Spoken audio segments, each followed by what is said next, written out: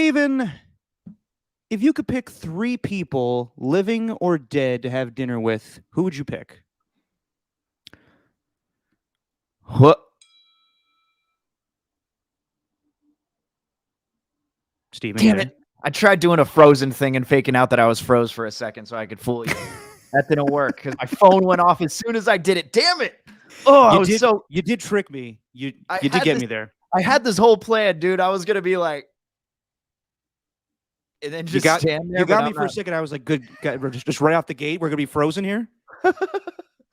Dinner, dead or alive, right? That's where it was? Yes. Okay, sorry, I was so focused on my own joke. And there's a reason why I'm asking this. Okay. Well, do I just name one? Three. There are three people that come first to your mind. Three. One is Rick Rubin. I want to have dinner with him. I'd be fascinated. That's a good choice. I like that. Fascinated to have dinner with him. Number two.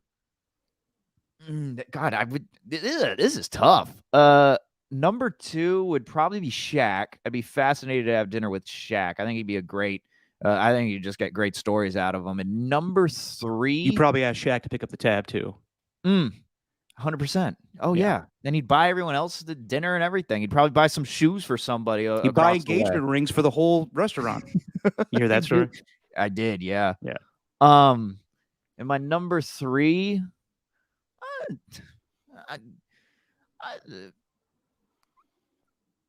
Dwayne Kuiper and Mike Krukow. They count as a combination. There you go. Okay, they'll be conjoined. Yes. We'll count that as a third person. Yes. So none of those people you would pick to have dinner with are Hitler, correct? Correct. Have you heard this story with Jonathan Allen? So that's who it was? I saw somebody said they wanted to have dinner with Hitler. I didn't look it up really. The defensive lineman, Jonathan Allen, for the Washington Commanders, says that of the three people he would love to have dinner with, he's on Media Row this week, and he was asked if you could, or I guess it was a Twitter thing. It was a Twitter thing. He was asked if you could have dinner with three people, living or dead, who would they be? And he said his grandfather, Hitler, and Michael Jackson.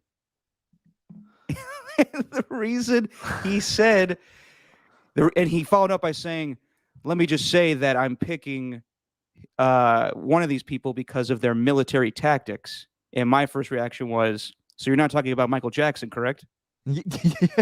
Wait, so Hitler's the one guy you're going to want to talk to when it comes to military tactics? Well, now listen, I'm Jewish, and I know that it may offend some people. Listen, he was asked the question. He could have dinner whoever he wants to. But yeah, that's just an odd choice to sit down with old Hitler there. It's weird to say anything that's positive at all about Hitler. Yeah. Like anything that comes off positive. Like, for example, here's the one that the interesting one that does get people. And it's giving speeches. It's when you're talking about great givers of speeches in the history of time. And Hitler's always right up there just because he was that guy and he managed to get all those followers, although everything he did was unfortunately terrible. But unfortunately, but that's part of the thing. But man, I wouldn't say I'd have dinner with him though. No, that's a long dinner. Hey Hitler, you want potato skins? 999. Oh, and on that note, we lost Steven. Hello, everybody. Welcome to Just Your Opinion, man. It's me, Derek Papa. Steven hopefully joins us, and he's back. And it's fitting that right when he's doing his Hitler impression, his feed goes off. Wasn't that fitting, Steven? 99999. Anyway. Okay. I should say this also. Jonathan Allen apologized. Yeah. And said that he wasn't giving props to Hitler. He was just saying that he wanted to have a dinner conversation with someone that he disagrees with so he can talk to them about the disbeliefs that the two people have. I would love to hear his explanation of why he's sitting with Michael Jackson too, but hey. Joe Rogan-esque. Just gonna get a little bit. Someone who's one of the worst people on the planet and just ask him some questions. It's true. If I had to pick, though, I would say I've always said that I want to have dinner with Joe Namath because I think he would tell fantastic stories. Mel Brooks because I think he's the comedy king. And funny enough, he's performing this weekend. Dr. Dre because he, to me, is the king of hip hop. My three three things I love most are probably football, movies, and music. So I would love to have all three of those guys, and they're all alive, so it could happen. There you go. Yeah. We'll make it happen. Maybe they can come on the Just Your Opinion Man pod. I don't know, Steve. We're having trouble getting Lorenzo Neal on this podcast. You think we're getting all three of those guys? You never know. You never know. Shoot him a text. That's true. Probably Lowe is out there doing Super Bowl stuff. I have no idea if he's in LA, but we're here, man. At least half of us are here. I'm here. I am dreading Sunday. It's going to be a great game because I got to work.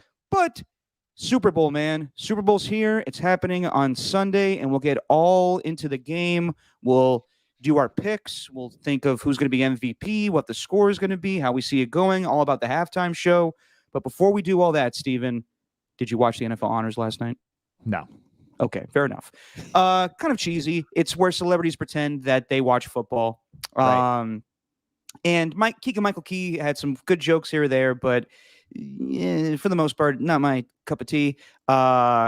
Nothing was shocking with any of the awards. We thought Aaron Rodgers was going to get MVP. TJ Watt finally gets Defensive Player of the Year. Joe Burrow, Comeback Player of the Year. Micah Parsons unanimously is Defensive Rookie of the Year. Jamar Chase, Offensive Rookie of the Year. Vrabel, Coach of the Year. No big surprises. The only thing that I was surprised about was Aaron Rodgers was actually allowed in the auditorium. That's something that the people that were invited from NFL Network had to show proof of vaccination. But hey, neither here nor there. And Aaron Rodgers looked like Vincent Vega from Pulp Fiction with his slick back hair and a nice, hitman suit. I feel like at one point he was going to pull out two pistols. Looked like a banana slug, didn't he? Yeah, a little bit. Actually, you know who had the best suit of the night? Was Derrick Henry. He wore, I want to say, snakeskin. His suit was made out of snakeskin. Wow. Yeah. Wow. Now, please tell me you get the Vincent Vega banana slug reference, right? Is that the gun he used? UCSC. That's their mascot, baby. Oh, yeah. When he's taking the boom. Yeah, the volleyball.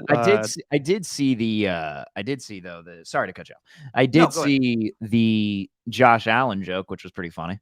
Yeah, it was good. It was good. Where he said it'll go on and on and on, and then Josh Allen's like, "Well, as long as both sides get the equal opportunity to win and it's a fair game, I'm all good with it." The best joke of the night probably was Keegan including Gronk in a rap, and he wanted Gronk to finish the rap, and he rhymed. He says, "Okay, when it's time for you to say your line, you'll just say your name, Gronk," and he goes, "Got it, I'm good." So then Keegan just starts rhyming, and then he gets to the part where he's like, "Every time he drives, he honks. This tight end goes by the name," and he points to Rob Gronkowski, and he's supposed to say Gronk, and he just goes, "Rob." It was good. It was a good joke. It was good timing. Boy. Yeah. That man, you know what? I missed out, sounds like. The delivery of it was well done. The delivery of it was well done. I really missed out. You know what I was watching? I was watching, well, not only the Warriors and Knicks. I was watching that game, but Shaun White. White, end of an era. He was done in the snowboard half pipe. I think he got fourth, maybe, or not. Maybe I think that was last year. But either way, not up there on the podium. Sucks, man. And I don't think we give enough respect to Shaun White. We always talk about like Michael Phelps as these Olympic, the Olympic Jesus. But Shaun White has been doing it for so long. It feels like every single Winter Olympics he's around, and now he's not. I mean, he's been doing it, since he was like 16 years old, 15 years old? Shout out to Shaun White, man. 35, now he's done. The Flying Tomato. What a career. I like the snowboard half pipe. I'm into it. So wait, is he officially, like, he's not doing it this year? He's already retired, right? He didn't compete? He did. Oh, he did? Okay. But now he's done. Now he's done. Okay. Mm-hmm. So he's putting not jumping around half pipes and picking up the hash pipe, I should say. Yeah, probably. I think he's already picking up the hash pipe, even with the half pipe too. Probably. Him and Michael Phelps are doing both. He's a snowboarder. Come on, of course he is. And even if you're not a snowboarder, he do whatever he wants. He's a star, and he's a star, baby. Not only him, but Chloe Kim too. Chloe Kim for a second straight Olympics, she went off, dude. Like I'm not like a snowboarding expert, but when you're watching the half pipe, you can tell that she is far and away better than every other competitor. Chloe Kim, shout out. There's a person with the two names of Kardashian sisters? Well, it's spelled with a C, so no. Oh, So I guess, I mean, if it was spelled with a K, then I could entertain that, but I don't think that's what the parents were going for. Hey, I we're thought it gonna was pretty good by me picking that up it pretty was fast. I don't know who it was Chloe Kim is, I should say. it was a fantastic joke. I'll give you Thank that. you. Speaking of Kardashians, TMZ reported Mhm. earlier this morning that Travis Scott and Kylie Jenner, their kid is going to be named Wolf Webster. Mm. Wolf As Webster. one name? Let me read into it because I only just saw dude. I just saw I was going on Twitter to retweet our live stream. As you can find us on Twitter, you can find us on YouTube. You can get the podcast the day after, all that stuff. But let's see here. Yeah, Wolf Webster. So Not to be I get- confused with Wolf Blitzer. exactly. So that's okay. So But it's going to be Stormy- Wolf Webster Kim? Or, Wolf- sorry, Kardashian?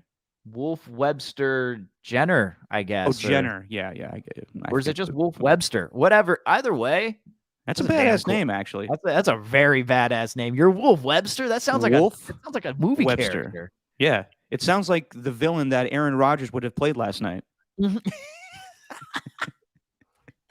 Speaking of which, he So gave good. he gave his MVP speech, and in it, he said, thanks to the Green Bay Packers and Matt LaFleur and everybody in the front office.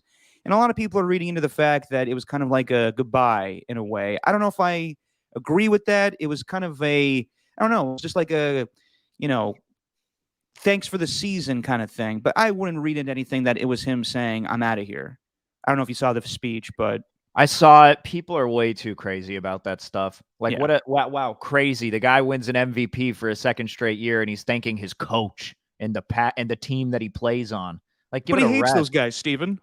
Give it a rest. It's like, I of course know. he's gonna thank those guys. You know what I mean? That would have been crazy if he would have went up there and said, "I'm not a Packer anymore. I'm going to Denver. Nathaniel, bring it." You know what I mean? Yeah, But and that's not not gonna going to happen. happen. No. So I'm not reading too much into it. I do like I'll say this about the NFL honors though, and I watched the speech, but they always do a really good job with the Walter Payton Man of the Year. They do. They do a very good job with that. There's always the one award, like in the Oscars, the Lifetime Achievement Award and all that they always do a really good job of. And I always think they hit it right with the Walter Payton Man of the Year and really put an emphasis on it. Yeah, and Andrew Whitworth gets that award, and he says today, he was asked directly, if you guys win, is this the end for you? And he was like, in the same weekend that I win the Walter Payton Man of the Year and potentially win a Super Bowl over my former team in the Bengals, yeah, I'd say that's a pretty good ending. So we'll see what happens here. See, that's definitive. You can Yeah. safely assume he's not going to be with the Rams next year. If they lose, who knows? Maybe he won't. Maybe he'll come back one more. But Joe Noteboom looks pretty good. I'm thinking, well, I mean, people aren't going to tune in now. If they tune in later, you're going to hear this now. But I kind of think the Rams have a pretty good chance. So I think that's saying that Whitworth's not going to be there anymore. All right. Well, we'll get into that a little later, but real quick. The big thing that, we all knew who was going to win the awards. I was a little surprised that Nick Bosa didn't finish at all in the NFL Comeback Player of the Year award voting, but that's another story. The big thing that comes away from the NFL honors is the announcement of the Hall of Fame class of 2022. And we have all of the official inductees now. And it's kind of not a big name class, but these were, big players in their heyday. Tony Baselli finally gets in. Leroy Butler as well. The late Sam Mills. We'll talk about this one. Richard Seymour makes the Hall of Fame. Bryant Young as well, former 49er. And the late, great Cliff Branch, along with Dick Vermeil and Art McNally. Steven, your initial thoughts on the Hall of Fame class of 2022? It's the about damn time class. Yeah, I think so. Like that's the way we got to name this one. It's not just, we're going to get a ton of players from the 2000s who were dominant. We're going to put people in who deserve to. Like Tony Baselli has been the name at the top of every list whenever you're talking, at least one of the names at the top of every list when you're talking about players who should be inducted to the Hall of Fame but aren't yet. we will talk about the Richard Seymour one. Obviously, Cliff Branch and the attachment that we both have to him and how deserving that he was. Seeing Tom Flores go in last year, it's like we're finally seeing this happen. Mhm. But I gotta say, man, like Patrick Willis not getting in is it's just not fair. I understand longevity and everything, but Mhm. in a sport where you only have a shelf life for only so long because it's so damn violent. I mean, even if it's just 7, 8 years, whatever it is, if you're dominant in that time, as dominant as he was, you deserve to get into the Hall of Fame. Maybe it's because of the team that he was on, because the Niners kind of stunk really till the end of his career. And maybe he did end it a little sooner than everyone expected. But I think that's one where I'm looking at it thinking, damn, Patrick Willis deserves to get in. All these guys, I mean, I don't know. I'm nobody to judge the Hall of Fame, but I wish I would have seen some of the guys in the class. That's for sure. I love Cliff Branch going in, but it's, as we said with other, Ken Stabler, other people that have passed away, it's just, a little too late, in my opinion. Right. Cliff Branch died, I want to say 2 years ago or 3 years ago during the Hall of Fame, Yeah. and it was kind of eerie to have that happen that day when you wait for so long for an achievement like that, and then you pass away, and people just do it because they feel bad because he died. Right. But you talk to anybody, Cliff Branch he was in a way Randy Moss in the 70s. Obviously, not the same player, but he was a deep threat. He was one of the first guys, along with Paul Warfield, to be one of those, deep threats in a Right. time where throwing the football wasn't as common. Um, Paul Warfield from that 72 Dolphins team, right? yes, correct. Yeah. And yeah, I mean, he was there for all three Super Bowl teams. When I think of the greatest Raiders of all time, I think of Cliff Branch. And just personally, interacting with Cliff Branch as a producer, the guy was unpredictable and crazy, absolutely crazy. You call him on the phone, and he's like, "Who's this?" And you're like, "Cliff, this is Derek with Greg Papa Show." "Oh, we doing that today?" And he was nuts. He was always trying to get things promoted whenever he was on with interviews, fun stuff.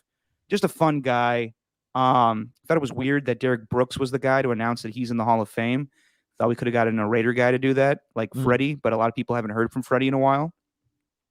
I think he's doing okay, but yeah, I'm happy for Cliff Branch, but I'm sad that it was for not. It was during, obviously after him passing away, so he's not able to enjoy it. As Yeah. far as, sorry, were you gonna say something? Just too late, man. Yeah, Like you want yeah, you want these you want these guys to be alive, like yeah, when they're getting voted in, as eerie as that does sound. But yeah. you know what? His And name that's why it will. was so special when Flores got in last season. Right, exactly. And you know how much it meant to him. I mean, hell, Oh yeah, I interviewed him and he was really excited about it. Like really excited about it. So, I don't know, Cliff Branch just getting in now, it's I'm glad that he is, and I'm glad that his name is going to be etched in history, but it's just too late. It was too late. And yeah, who are we to complain about that? It is what it is, but that's the NFL, man. That's just the Pro yeah. Football Hall of Fame. Yeah, it is sad, but I'm glad that he's in finally because he deserves it. As far as other names that are in the Hall of Fame class, I think it's fitting Dick Vermeil won a Super Bowl with the Rams, and the Rams are going to play in this big game. It's LA, even though they were the St. Louis Rams. So kudos to Dick Vermeil, always a nice guy. Bryant Young, another. It's funny. I've interacted with a lot of these people that are going in the Hall of Fame. Brian Young, always willing to do an interview. Nice guy. Didn't see a lot of his career, more towards the end of it. But anybody we talked to would say that playing defensive tackle and getting the sack numbers that he got, definite Hall of Famer, and glad that he's in. You have any thoughts on Bryant Young going in, Steven? Total beast. Yeah. Total beast. I mean, I didn't watch him play much either, but to do what he did on those 49er teams that he was on, which weren't very good, I think that's why he might not get the like when we're talking about great 49ers, at least when I was in school and me being 28 years old, like nobody ever really talked about. Oh, Steven. We lost Steven again. That's two now. Real quick. Oh, he's back.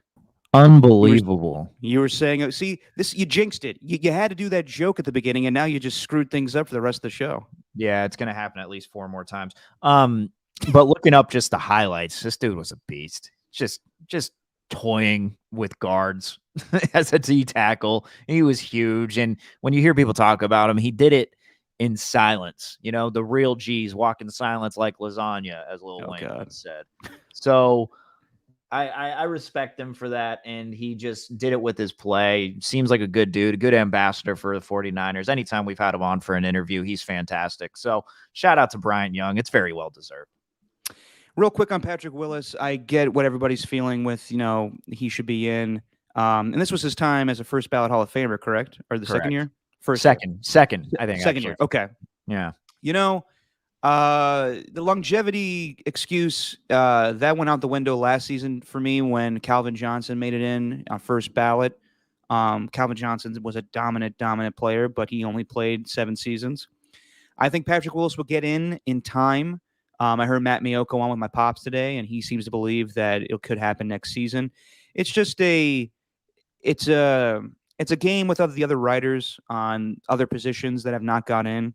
They're waiting on Zach Thomas to get in. So unfortunately, it may take Patrick Willis some time. I think Luke Kuechly's up at a couple seasons. His eligibility will come soon, so he's got to fight with him. That's crazy. Yeah, but I do think that Patrick Willis will eventually get in. It will just, he's obviously not a first ballot Hall of Famer, so we'll take some time. Other guys that got snubbed, Devin Hester. I don't know if he should be a first ballot Hall of Famer, but he changed the game as far as kick returns. No one's ever done it as good as him. He didn't do it for a long period of time. I think eventually he'll get in, but I don't know about first ballot. Other guys, wide receivers, Reggie Wayne, Andre Johnson, Torrey Holt. Like I said, the Hall of Fame has like a, first come, first serve kind of thing. So whoever gets in first, whether it's Reggie, Torrey, or Andre, will start to fall after that, where I think those guys get in. Yeah. Eventually, you just need to wait for the dominoes to fall, and they will. All right. Exactly. Yeah. But Richard Seymour. Every year he doesn't get voted in, it's like going to be a snub. Anyway. Who are you talking about? Willis. Oh, Patrick Willis, yeah. But Richard Seymour, and I've seen a lot of Raider fans kind of like say Richard Seymour wasn't great with the Raiders. Why was he going in the Hall of Fame?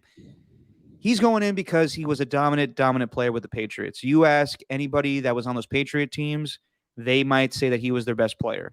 He was not the same as like an Aaron Donald or a Warren Sapp. He didn't get the sack numbers like them, but he was dominant in the trenches. I think he finished second in Defensive Player of the Year voting back in the day and lost to like Ray Lewis in 2004 or 2005. Yeah. So, and he was an all-pro every year. He was a Pro Bowler. And yes, as many players did when they get traded to the Raiders, they kind of had a lackadaisical attitude and didn't practice very hard. But Richard Seymour, from what I remember, there's 2 things I remember with Richard Seymour as a Raider.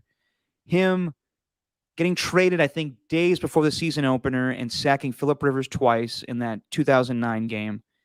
And then him just smacking the shit out of Ben Roethlisberger. But besides that, I don't really have a lot of memories of Richard Seymour. The Ben Roethlisberger one's my only one. Yeah, exactly. He really is.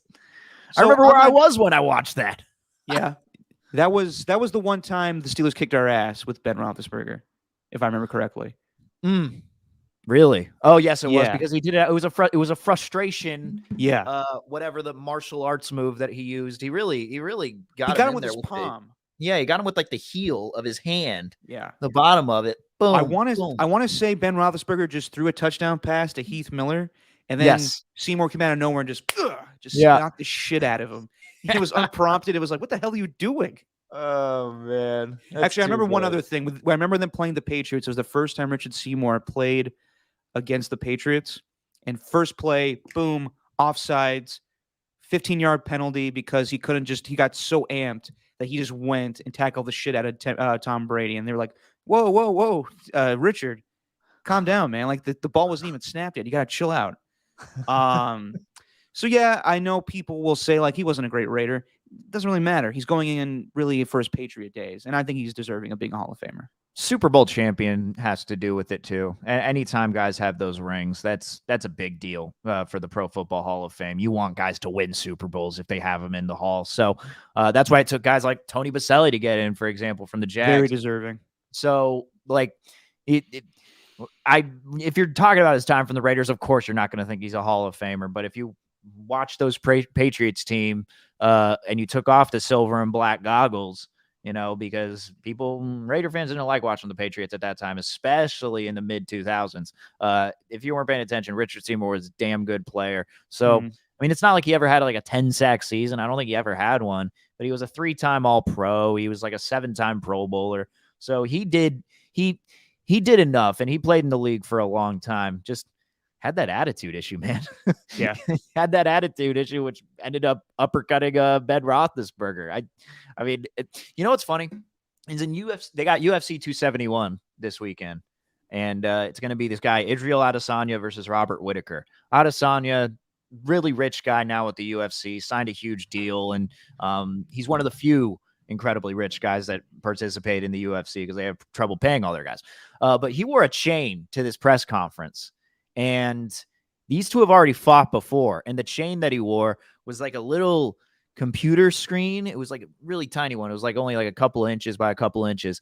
And on that screen, it has on loop him knocking out his opponent from the first match. So I think like when Richard Seymour's up at the podium doing his Hall of Fame speech, he needs to wear that exact same thing, but just on loop, him uppercutting Ben Roethlisberger. Boom, boom, boom. Someone has a computer screen for a chain now? Yeah, it was like it all happened so fast as I was watching it. It's like an NFT also. I don't really know, but it was those things cool. are taking over, man. Yeah, they are. It was pretty cool though. Like I still don't get the point of NFTs, and I don't want to be explained either. I get people explain it to me. Shout out to our guy Matt Ashlock who created the graphic for this show. Yes. But he tried explaining it to me. I had no idea what the hell he was talking about. And the thing that scared me, he was on it like before it got big too. I remember him like there was one day weird when he was like tweeting a bunch of shit, and I was like, "What are you doing, Ashlock?" Yeah, it scares me. It scares me is what NFTs do. I don't get it. Like I don't like. Is there what's the source here? How are you? Anyway, I don't want to. Yeah, it's too like, and I don't have the money to do it. We already talked about NFTs for like a tiny bit, but the one time that Draymond had Iguodala on his podcast, they were talking about NFTs, and then Iguodala's like casually said, "Yeah, I lost 25K because I clicked on the wrong link. I got it back though. I got it back though after going on a Discord and learning how to do it." It's like, dude, I don't have 25K just to blow because I clicked on the wrong link. Just to let it go. Like I don't have that. I got a freaking towel hanging on my wall for God's sakes. Like that's the type of decoration we have. You know what I mean? A free rally towel. Yeah, NFTs, crypto, not a fan of any of that stuff. But I am a fan of Super Bowl, Steven. So let's get into it, man. Super Bowl 56 happening this weekend. Rams, Bengals. And I know you want to talk about prop bets. I'll get one for you real quick here. You ready? All right. Over under 3.5 hours, it will take me to travel to and from work on Sunday. You going over or under on that one? Well, am I allowed to ask how long it takes you to get there? Well, here's the deal. On Sunday, because of how tight the security is at our facility, which is right next door to SoFi Stadium, we cannot park at our building. So we have to go to a lot, then shuttle into work. And between the traffic and the road closures, I have no idea how long it's going to take me to get to work, and I have no idea how long it's going to take me to get home. So it usually takes me about 30 minutes to get to work. I have no idea for Sunday, but in total, going to work and coming back, I'm saying over under 3.5 hours. What say you? You got to take the traffic into account. Yeah. People at SoFi. I got to shuttle in. And you got to shuttle in. The shuttle goes every 15 minutes. Oh man. Yeah. Total. I think it's going to take you 4 hours. I'm going to go over. So you're going over? That. Yeah, I'm going over. I hope you're wrong. 3.5. You're wrong. 3.5's a really good number. I hope I'm right. I hope after all the damn hot sauce you've made me eat this season because of the damn wings or wangs, I hope you get stuck in traffic, you jerk. Okay, listen. You can recover from hot sauce. I wish none. I wish nothing upon my enemies worse than traffic. That is just the worst thing. Traffic is just. I love traffic. How could you love traffic? Well, it depends on where I'm going. If I'm in a rush and I need to be somewhere by a That's the specific worst. time, then okay. But if I have nowhere to be and I'm just like on the way home, then worst case, I am by myself and I get to Popping in listen a to some music podcast. and I get to listen to some music or listen to a podcast, something that I maybe haven't listened to for that I wanted to listen to. Like the possibilities, Derek, in traffic are endless. And I appreciate that. It's kind of like being in an airplane. People hate long flights. Not me. I'm being forced to be strapped to a seat, get food served to me, and I get to watch a movie in the process, and it's my choice. Come on, I'm into it. Yeah, some airlines are not that lucky, Steven. They just let you sit there for hours. Well, there's also that. If the movies are taken away, I'm not a big fan. Yeah, I'm one of the few people that prefers. I would rather sit on BART than sit in traffic. Right. Okay. Gotcha. What's like the longest it's ever taken you to maybe get home from work before?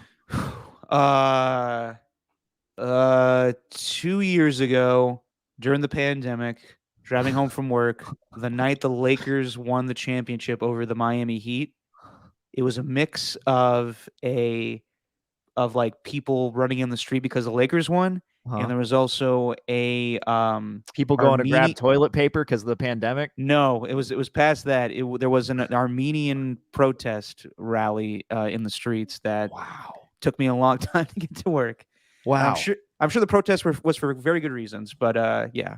How long did it take? Quite a bit of time. I'd say about 2 hours. Wow, really? Yeah, I'm feeling pretty good about my over right now. 4 hours. I'm feeling pretty good. The way you make bets, right? According to Joe Fortenbaugh, you really got to look at the history and the context of the bet that you're making. So if it's taking you 2 hours after the Lakers won a championship plus a protest, I'm thinking I'm taking the over here, and I'm feeling pretty good about it. Well, I have to think that if the Rams win, I mean we're going to be shit out of luck for quite some time. Did you see Conan's tweet this week? Yeah. The poor LA Rams fans, they got to travel all the way to LA to watch their football team in the Super Bowl. It's so true, though. It's so true because there's so many fans that be like, nah, it's okay. Like in LA, it's so weird. And this is why I kind of hate it, where it's such a big city, but it's not a big city in the fact that traffic is so terrible that I have my dad in town this week. I have my sisters that live here. We don't hang out because the traffic is so bad. I mean, we'll hang out later tonight, maybe, but but like it's just such a pain in the ass to go anywhere that people just stay home and don't do anything for the most part. And it's crazy. Your dad drive down here? Yeah, he took Tessie. Oh, nice. He took Tessie the Tesla. So, Steven, you think it's gonna take me 4 hours to get home on Sunday? I hope not. But yeah, do you have any other prop bets? I'm thinking 4. Oh, all right. Hang on. Let me pull this up. Here's Okay. my number 1, though. This is the one I really have my eye on. I'm going to go down the list and kind of name some off for you, and then we'll go through these together. There's only one that I really have my eye on that I'm pretty confident that I'm going to get a good return here. All right. Let me just preface this by saying, don't listen to what we're saying. If anybody's listening to this right now, don't take our advice. This is not a gambling segment. This is just seeing these prop bets and just what our opinions are of them. Because like you can go ahead and do that, but do it at your own peril. Because last year I lost out, I think, on every single one. Yeah, it was bad. But here's my favorite one. Where come on, scroll down, and I'm getting this via betonline.ag. And I'll go through plenty of them. I just want to make sure that I got the right one. Come on. Okay, here we go. Former Raider or Bengal shown first as an NFL player in an image or highlight. Former Ram or Bengal shown first in an image as an NFL player in an image or a highlight. Now, the betting favorite. On the broadcast? Yes. Okay. The betting favorite, because they always do that. Every single Super Bowl, they go through the history of the teams. I think I had one. I thought it was a lock, dude. I thought they were going to show. It was like over 1.5 times they'd show Gruden holding up the trophy for the Buccaneers, and I'm like, oh, that's Last year? going over. They're going to show that twice. Come on, and they never did. They showed it once, I think, and never showed it again. But Boomer Esiason is the favorite at plus 110. So if you let's just say you pay $5, then you're going to be making $5.50. That's really what that means. Kurt Warner is at plus 200. Chris Collinsworth at plus 400. I'm going with Chris Collinsworth there. Good man. Plus 400, dude. I'm going to bet $5 on that. And you're telling me I could get 20 in return? I'm all about it. That's something no one's talking about this week, is that Chris Collinsworth, Mr. Bengal, lives in Cincinnati, is doing this game with Al Michaels, who's Mr. LA, lives in LA. Not sure if he's a Rams fan or not, but he is a huge LA guy. Their home teams are playing in this, in probably the last broadcast the two guys will do together. So, yeah, they're going to show Collinsworth. I'm like, he's snuck under the radar. No one's talking about this. He's doing the game, and it's his hometown team that he played for. yeah. And he's gonna. It's like Tony Romo doing the Dallas Cowboys, except I don't think Tony's from Dallas. But Chris isn't from Cincinnati, but he lives in Cincinnati. Can you imagine though? He's just like, I'm so torn. I don't know what to do. He has to show his Bengal pride. He's gonna come in doing the. Hang on, the other way. It's the other way. Well, Al, we got a great game tonight. You know, LA Rams and my Cincinnati Bengals. Well, I gotta tell you, I'm really excited for this matchup here. I remember back in my day when they called the pigskin a foreskin. That was a good line. Well done. Well done, Thank sir. Thank you. Do you have any more? That's my number one, dude. That's like if I'm gonna bet like on a prop bet and I'm feeling good about it, it's gonna be that one. Okay. Yeah. I'm with you on that one because I don't know what's Chris's future with NBC. It's probably more strong than Al Michaels, because it sounds like Al Michaels will not be returning to NBC after this game on Sunday. Right. But they're going to show Chris in a Bengals uniform a lot of times, I think. No doubt. All right. Let's see here. I don't want to go through any of the serious ones. I don't want to go through like the yardage and it's like over under T Higgins. No, that's fine. Is there any fun ones with like the halftime show or anything? Let's see. Will a player do the Icky Shuffle? Ooh. No is if Jamar Chase score, you know what? You know who's really good at celebrating? Joe Mixon. And knowing the history of the team, I would like to think if he scores, he'll do that. Yeah. Well, no is the big favorite here at minus 150, and you can get yes at plus 110. So you'd be getting more money in return. I'm going to say yes. Interesting. I'd go yes. If Joe Mixon scores. Will they show Joe Burrow smoking a cigar? If he wins. Yeah, it's a no at minus 850. So yeah, I mean, it's part of the equation. Yeah. It's not going to be him like in the national anthem being like, let's go fucking do this, boys. Flicks the cigar.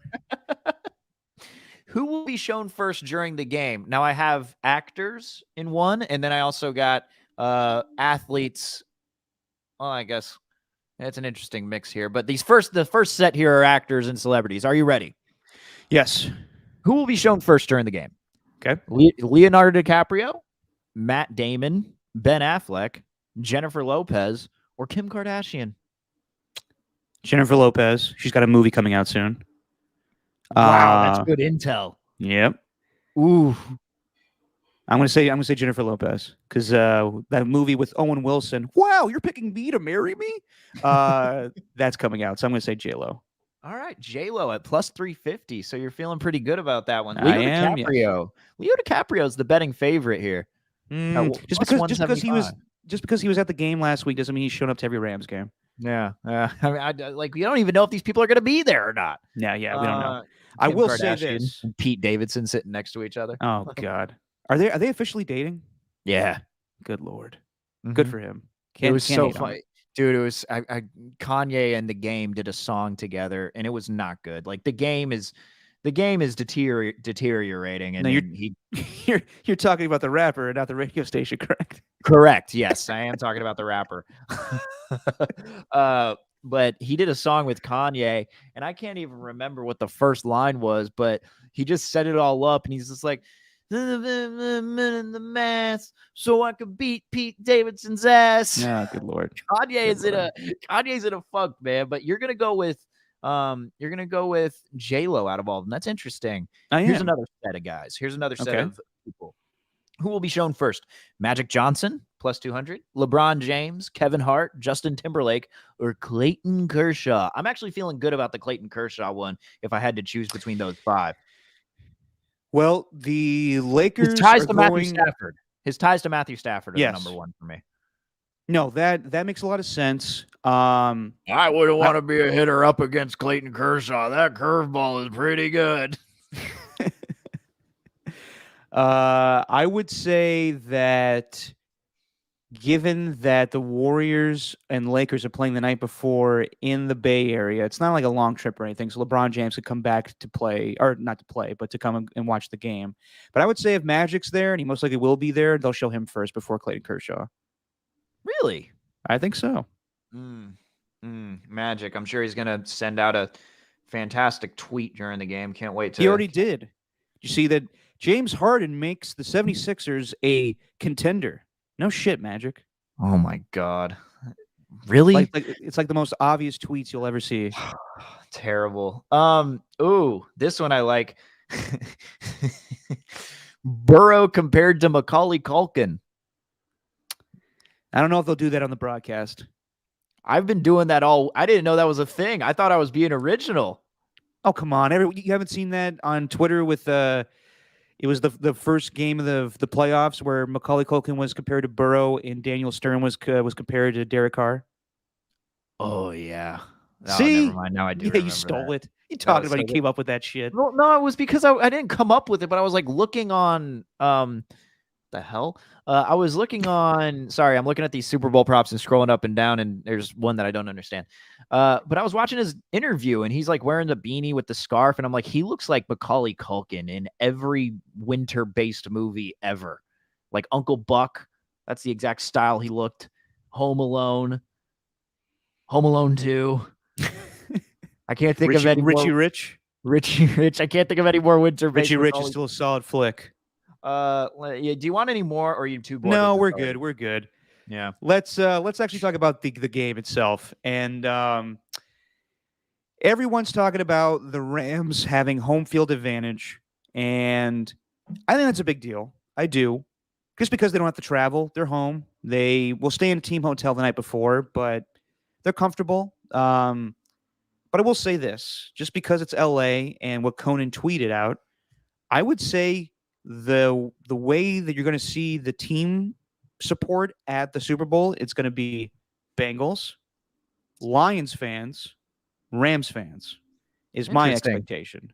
Because the Rams fans are probably staying home because the LA bigwigs are showing up to the game, and Bengals fans have been waiting for this for 30 plus years. So they're more likely to spend the cash and come all the way out here. And then people that love Matthew Stafford, Lions fans, do you see that like in Detroit airports, they're selling Detroit Rams gear now in support of Matthew Stafford? That's a joke. That's the saddest thing I've ever heard. But they're doing it.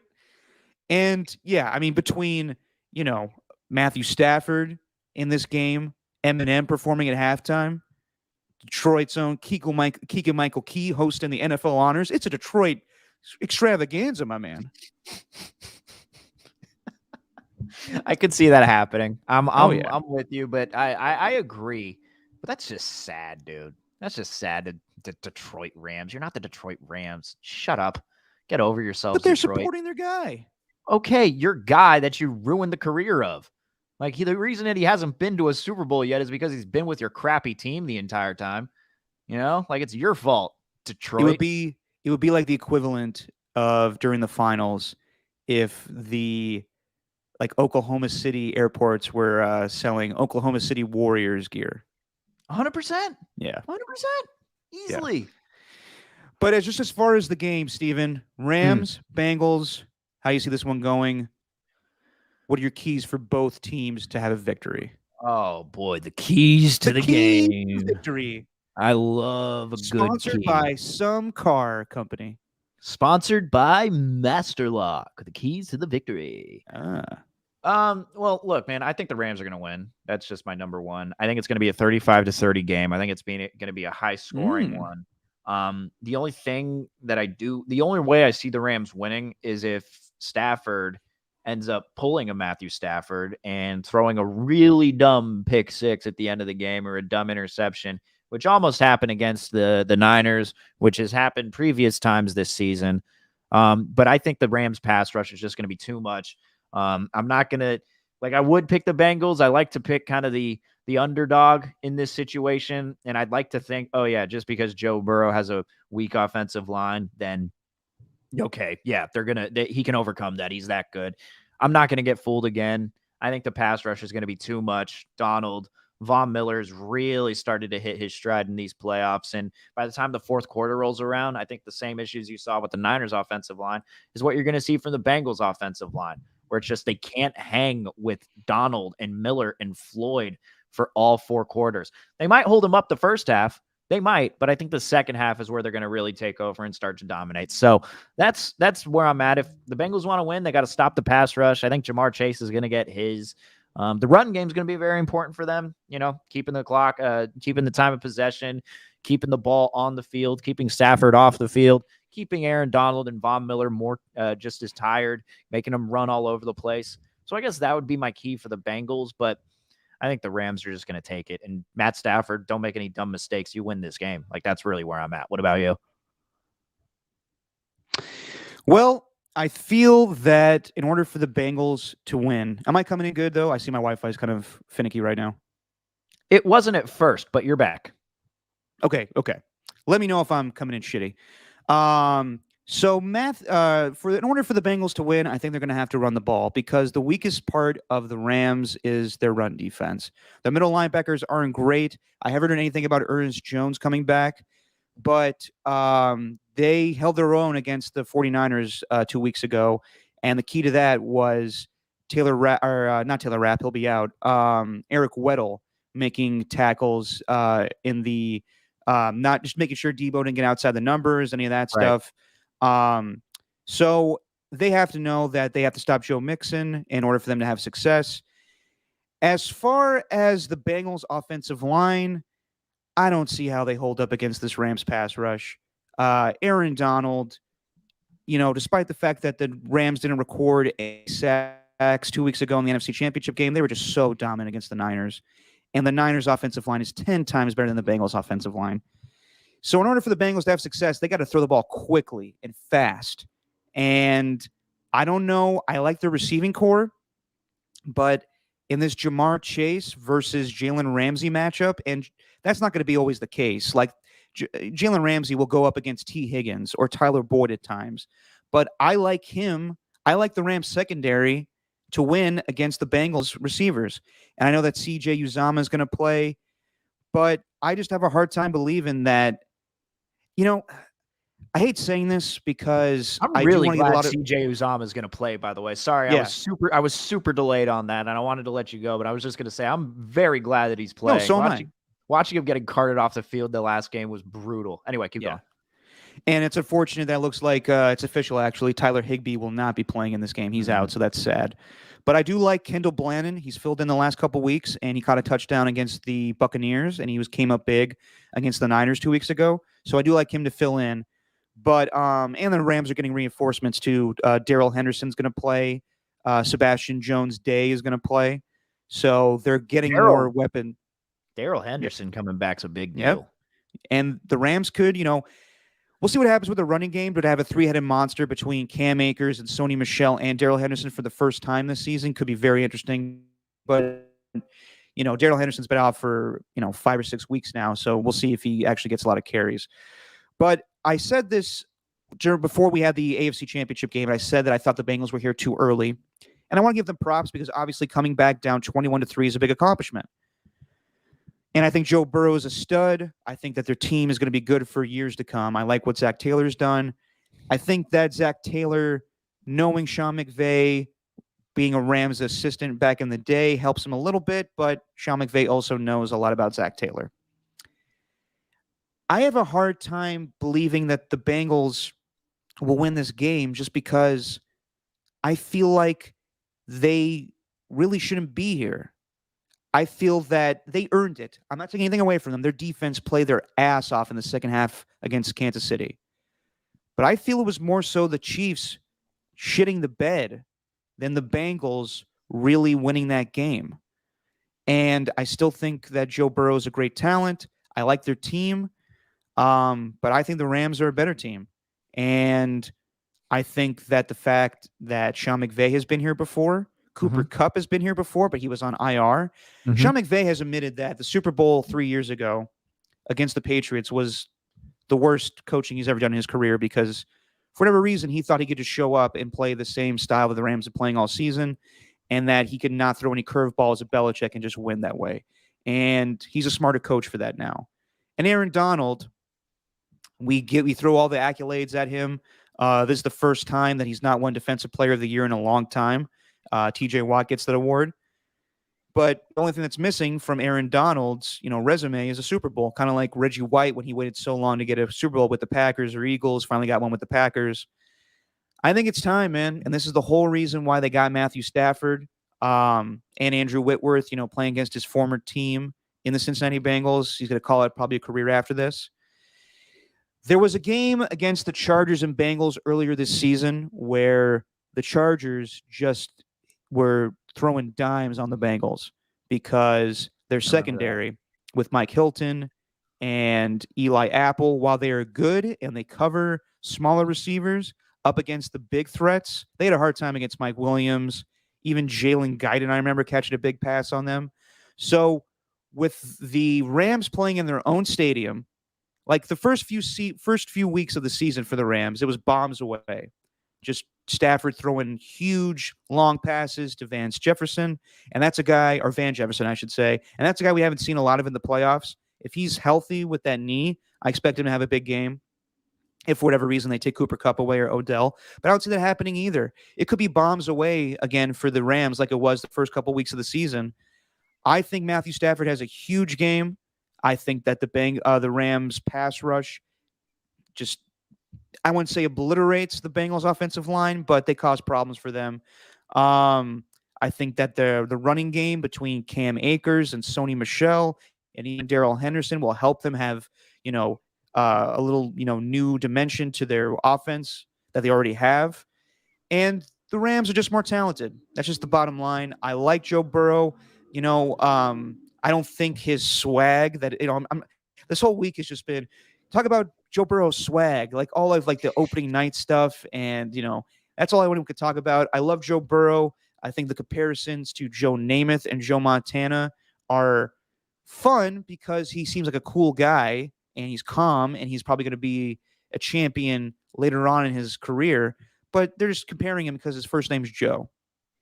So I do think that Joe Burrow will have a lot of success in this league. He may get back here again, but I honestly think this is going to be sort of a mismatch.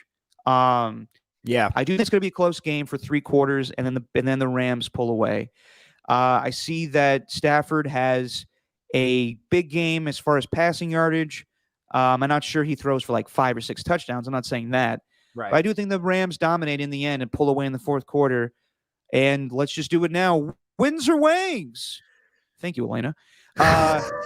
I am going to take the Rams to win, as are you. What'd you say, 35? What was your score? 35-30. 35-30. It's a high-scoring game. I like that. Yeah. I think it's going to be a close game up until the fourth quarter. Then they pull away. You might even see the Jalen Ramsey pick 6. I'm going to say the Rams win 41-17, and Matthew Stafford is your MVP. I could easily see a blowout, and Stafford's going to win the MVP if the Rams win. So, if he doesn't throw a pick 6 or anything, he's got to have good numbers. Correct. And, you never know. I mean, if Aaron Donald could have 3 sacks in this game, and he could be the MVP. Very well happen. I actually might bet that. You're probably getting good value with that. Are you picking him to be for your MVP? I'll pick Stafford if I'm just to be right, but I'll pick Donald if I'm betting just so I could get a little more money. Well, just for the sake, because we're only doing one game this week, I thought we'd do who wins MVP and score as the three factors in our wins or weighings. Cool. All right. So Yeah. are you going Stafford or Donald? I'm going MVP? Stafford. All right, I like it. I'm going Stafford. I have a question. This is why I've been looking at my phone this entire time. I haven't been like not paying attention to you. I've been doing a little research. Sure, Here. whatever. But Okay. do you think that this is going to change the way that teams do business if the Rams end up winning? Yes. Because they hired Sean McVay in 2017, and they were kind of laughed at for the amount of picks that they gave up. A lot of draft capital. But in reality, it's this year and next year. Then after that, they're in the clear. Like they got all their draft picks as far as I see. I know they traded one away in 2022 and 2023 for Stafford, and Ramsey was a part of that in 2020. So it was like a ton of years with just no first rounder at all. But like I think a lot of teams would sacrifice a few years worth of draft picks if they could win a Super Bowl. There's always that talk about like, would you rather be in the Super Bowl or would you rather win the Super Bowl or be in the playoffs consistently for 10 years? And my answer is, well, I'd like to win a Super Bowl, but it feels like we had that conversation because we're just making the assumption that the Rams aren't going to go anywhere because you can't build a team without using draft picks. And I get that, but like I think this could change the way teams do everything, man. Like if we're finally seeing a win now type of team where you're trading away your draft stock and you're getting these superstars and it actually happened, I mean, damn. Man, this could change a lot of things if the Rams end up winning this one. The implications here, teams might follow suit and say, you know what? I don't know how much longer these draft picks are going to last. They're going to have to pay everybody. You know what? Let's just trade some away, get some of these stars now, pay them for a couple of years, and then send them along their merry way. And then maybe along the road, we could, sign some guys like Odell Beckham who they still had the upside when they have just been on losing teams and in crappy situations. It's pretty fascinating to think about what's going to go down. Like, can you imagine Stephen A? No team is going to use their first round picks for the next 10 years. They can trade away all of it if they win a Super Bowl. You know what I mean? Like that's going to be, I think that's going to be an interesting talking point after these playoffs are over. I think that it started a year ago, and it wasn't so much with the draft capital. It was the Buccaneers going all in on Tom Brady, and then they got Rob Gronkowski, and then they got Antonio Brown, and then they got Leonard Fournette. I think it's turning into Yeah, I think it's turning into a win now mentality in this league. And it's always been like that. There's always been teams, the 94 49ers went all in to beat the Cowboys. It's happened before. The 2000 Patriots went all in. They got Randy Moss and Wes Welker. Yes, I do believe that teams are going to go all in on getting the quarterback that they want and just saying, as Les Snead does, fuck it with the picks. But then it resets in a couple seasons. But I don't think the Rams are worried because the cap is going to clear for them. I got the clap. Yeah, the old Get Him the Greek song. You know what I'm talking about, Steven, don't you? No. You don't remember the clap? You know remember that movie, Get Him the Greek? No. You remember Get Him the Greek with the spinoff of Get Him to the Greek. Right. Yeah. Anyway.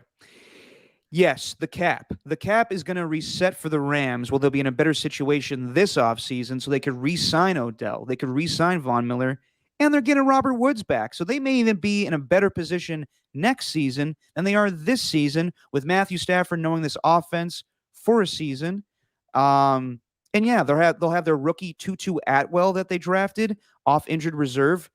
I think that, and plus, if we don't know what's happening with Aaron Rodgers, he could leave the NFC. Tom Brady's retiring. The Rams could rule the NFC for years to come without even drafting anybody, which is incredible to me.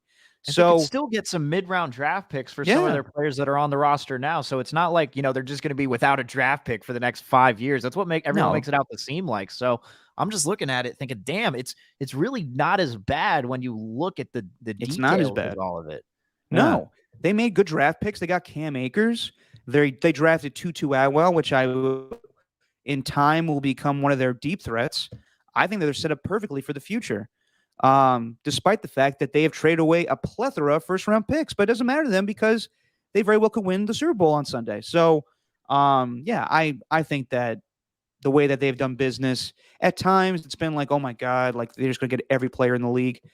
But if they win, they win, and they're keeping up with all of the other LA teams that have done this. The Lakers won a few years ago. The Dodgers won a few years ago. That's just what you do in LA. You can't just win. You have to win with stars as well. And it makes you wonder too, like with Stafford, just what he would have done if he was on a good team. Just This entire career. Yeah, like just even not his entire career, maybe halfway, like maybe 5 years into it, maybe when he was done with his rookie contract with the Lions. I know they made him like the highest paid quarterback at the time, given the extension. But if he were traded that earlier that time, like I don't know, it just makes you think, man. It makes you think. He would have been one of those players. Like this has to do with. I know you hate it, legacy. It does. Well, yes. No, I get it, and I understand that. With the Super Bowl win, it means a lot to him as far as legacy. It gets him in the Hall of Fame discussion now. It puts him as one of the elite quarterbacks in the league once you have that Super Bowl. So I'm not naive to that. But I think it adds to the fact that everyone loves Joe Burrow and the Bengals because they're the underdog. But I think a lot of people are rooting for the Rams because of Matthew Stafford, because he's a likable quarterback. He's been through so much shit with the Lions, and now he's finally getting the benefit of being on a good team and most likely maybe winning the Super Bowl come Sunday. I think it's a great story, and I'm happy for him, and I'm rooting for him. And yeah, I think it adds. I think Calvin Johnson this week said that if the Rams win the Super Bowl, I see it as a win for me because I love Matthew so much. Matthew, not Matt. So yeah, I feel that it's a win for the fans of Detroit a little bit, even though it's not their team. But it's like, hey, it's one of our guys, and it'll be nice for Calvin Johnson for his buddy to win a championship, even though it won't be for him. But yeah, I think the shitty years that Matthew Stafford experienced in Detroit just adds to this story a little bit. You think it'd be bad to go into the station on Monday as I'm kind of like giving a preview of the content, but if Matthew Stafford wins, do you think it'd be bad if I go in on Monday and I'm like, dude, if Matthew Stafford would have been traded to the Niners, he could have won the Super Bowl this year. You can have that conversation for 2 years in a row now, because the day after the Buccaneers won the Super Bowl, what's the first talking point? Oh, the Niners should have traded or not traded. They should have traded away Jimmy to get Tom Brady. And that's another story right now that's going around where people think that Tom Brady is retiring in order to come back to play with the Niners. I'm not believing that for a second. I'm not saying it's going to happen, but you think he's planning that? I think he's Tom Brady. So yeah, I think he's that sneaky. Here's what I'll say about that real quick.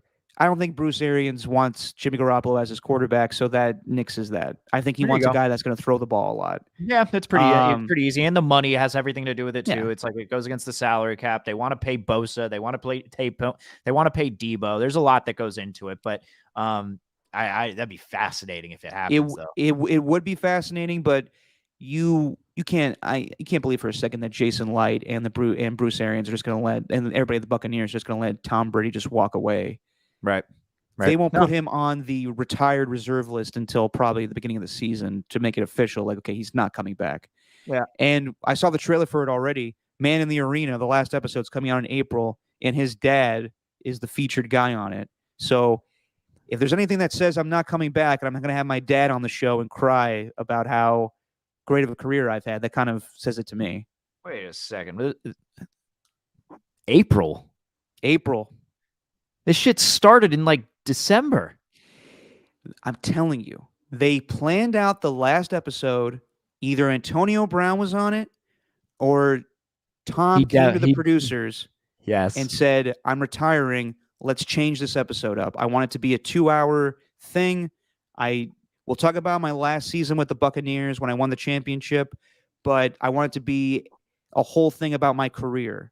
And they're changing the whole thing up. All right. Well, I mean, that's just fucking better be good. Yeah, I mean, they could have released April. I know. They could have released the episode with the Buccaneers and have just done a bonus episode where he announces retirement. But it's Tom Brady's life. We're all just living in it. Yeah, but Stafford to the Niners. I think it's a legitimate conversation. It is a legitimate conversation. I just don't think it was ever going to happen. No, it might. Well, I think there was something to it, but I think the Rams were just quicker to the punch.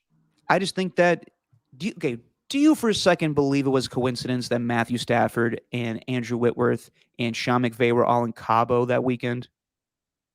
Well, no. Okay. So I think that Matthew Stafford and Sean McVay have been buddies for quite some time, even when he was with the Lions. And as soon as the Lions agreed to the fact that we're going to trade you, right then and there, he calls the Rams and said, I want to come to you guys. Right. I think he beat him to the punch on the Niners. It's different because Tom Brady, this conversation we could definitely have, next episode when we actually figure out who wins the Super Bowl. But with Tom Brady, it was different because Tom Brady called John Lynch or Kyle Shanahan or Jed York and said, I want to come to you guys. And they said, no, thanks. Yeah, they said, hey, we watched Garoppolo's tape and we think it's better than Tom Brady's. So instead, we're going to get this guy who throws 8 yards down the middle of the field every single time and doesn't change anything about his style of play. Yeah. Wow. They made that decision. Terrible. They made that decision. Terrible. And that's the difference. I brought this up before, but that was the season after the Niners went to the Super Bowl. And I'm sure a lot of people would say, no, you can't trade away Jimmy after that season. Come on, give him one more shot. The Rams were kind of in a similar situation where they went to the playoffs with Jared Goff, had the opportunity to get Matthew Stafford, and they said, yeah, let's do that. And they were cutthroat about it, but that's just what they did. And now they're in this position to win the Super Bowl come Sunday. It's going to change the way teams do business, man. I think so. I think just because you have a good season with one quarterback doesn't necessarily mean that you're going to get rid of him the next season, which is why Ryan Tannehill is, on watch. Even I love Derek Carr, but Derek Carr is on watch. We'll see what happens this offseason. The halftime show. Halftime show is huge this year. A lot of artists that we love: Dr. Dre, Snoop Dogg, Mary J. Blige, Eminem, Kendrick Lamar, and I'm hearing rumors now that 50 Cent has been added to the lineup. It's a lot of people for a 20-minute show. I don't really care about 50 Cent that much these days. But Steven, what do you think about this halftime show? Could this be the best one we've had? Well, I love it, but I mean, not to toot my own horn, but I saw Eminem and Dr. Dre and 50 Cent all perform at Coachella.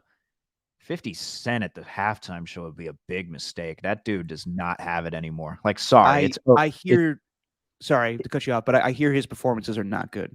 It's bad. And I was like, God damn, I was like, this is making me sad. Eminem was awesome. I'm excited for that. Eminem's a great performer. I don't know what he's going to perform. I don't know what songs he's going to choose. If I had my choice, I'd have him perform Rain Man, and that's it. But he's not going to do that. I love that. I love that. I love that song. It's so good. I would love it if he came out to Role Model. To Role Model? Yeah. Why? What about? Because that song is just so offensive. And he, like, in Super Bowl, he's like, I went to the club with a stripper with a fake ID. Now, don't you want to grow up to be just like me? And like, this is like to a Super Bowl audience. Everybody's like, oh my God. Watch him play like White America. Oh God. That could be one of your kids. No, man, I'm excited for it. It's just, but it's exactly like you said, though. 20 minutes. Like, what is it just going to be like a medley of songs? I don't like the medley thing. Yeah. So that's my question to you. There are, let's see, Dr. Dre, Snoop Dogg, Mary J. Blige, Kendrick Lamar, Eminem, 5 artists with a huge catalog of music. And it's hard to represent that in 20 minutes. So if you had to pick 3 songs from each artist and they could perform it in 20 minutes, I have no idea how they're going to do this, but what would you do? What songs would you pick? Oh my God, 3 songs from each artist? Yeah. I'll do it first if you need some time to think. Yeah, give me some time. Damn it. What are you going to put on the rundown? Hey, yeah, we're going to talk about songs. What songs would you want to hear? Don't say, yeah, you got to pick 3 from each artist. Damn it. I got to come up with 15 songs right away. You know music. I thought you could come off the dome. I mean, I don't know Mary J. Blige that well. That's number one. Okay. I'm not going to. Okay, first of all, it's okay. It's going to be 2 songs we all know. It's going to be Family Affair. Don't need no hateration, holleration in this dancery. She's going to play No More Drama. Okay. To get like a nice, like, things need to change in America. And one of her new songs. I don't listen to a lot of recent Mary J. Blige. So I see that happening. Snoop Dogg, it's probably going to be God, he has so many songs. Snoop Dogg, if I had to guess, it's going to be Snoop Doggy Dogg, Mm-hmm. and probably a little bit of Gin and Juice, maybe Beautiful. Pharrell's not going to pop on the stage though. For Dr. Dre, probably still Dre, Nothing But a G Thing with Snoop Dogg. And are they going to do Forgot About Dre with Eminem? That'd be interesting. Or Guilty Conscious. You know that song? Yeah. They're not performing that My one. God, can you imagine that? Just Eminem and Dr. Dre just All talking right, now back and forth. stop. I'm I'm your motherfucking conscience. It's nonsense. Well, I'm looking at this now. Dr. Dre and Eminem have a new song from the new Grand Theft Auto soundtrack. There's a It's new called Grand Theft Auto? Gospel. It's called I Oh, guess shit. it's, or is that a movie? I don't know, but I'm looking at it right now. Gospel with Eminem, and it just came out Dr. last Dre's like a Friday. character. Yeah, Dr. Dre's a character in like a expansion pack for Grand Theft Auto.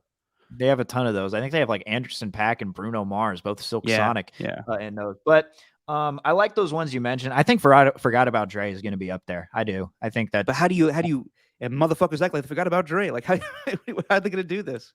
Well, I mean, you can censor that one. They've done that before. It's just funny to me because I don't know if we carried it, but I watched the press conference between Dr. Dre, Snoop Dogg, and Mary J. Blige, and it was for the NFL media talking about what songs, the performance and everything. And Snoop Dogg seemed pretty high, and Dr. Dre was saying we're not going to have no wardrobe malfunctions like back in the day with Janet Jackson. Yeah. But he did say that, and he said this in front of the NFL media. He says, "I've been trying to convince Snoop Dogg and Dr. Dre and Eminem not to pull their penises out for this performance." and then they had said, "If you could describe this performance in one word, what would it be?" And he said, "I'll give you two. Fucking legendary." And he said this live.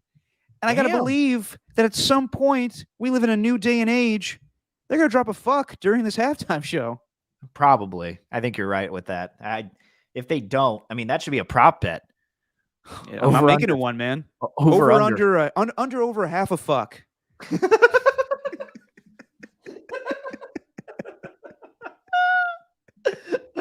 Oh, man. How many fucks will be given on Sunday? Oh, God. I'd love it if Fuck with Dre Day was up there. Oh, God. They can't do that. Eazy-E's dead. They can't do that. I'd love if they did that. I love that song. I think just both of them. I think that song's off their catalog since Eazy-E has passed away. They got a lot of damn, I didn't know. Wow. All right. I won't put the pressure on you of 3 songs each. But what songs do you want to hear? Well, look, I think I haven't really given it a ton of thought, but I think Forgot About Dre is going to be one. I really do. I think people would go crazy for that. California Love might even be one. I know that, Tupac's the one rapping it, but Dr. Dre has a verse. I think California Love will be up there. I know it's a Tupac song, but Snoop, Eminem, Kendrick, they'd be all like, rest in peace, Tupac, and all this stuff. So I think they're going to do a little tribute there. Hell, man, they might do a whole tribute to Tupac. I don't know. And then, they probably will, but no hologram. Yeah. And then Kendrick, I don't really know about Kendrick. I mean, maybe something off of that. I forgot about Kendrick. God, I think they're probably going to do something off that Compton album that Kendrick was involved with, Dr. Dre's Compton album that came out a few years ago. He'll play humble. But that's my number one is Forgot About Dre. I'd love to see Dr. Dre and Eminem performing that one. But then with Snoop Dogg, I think all the classics are just going to be played, man. I don't know what to expect though with 20 minutes. 20 minutes. It's tough. Yeah, I would catalog as much as those guys do, man. I know. I mean, my favorite Snoop Dogg song is G's and Hustlers, but I don't think they're going to play that.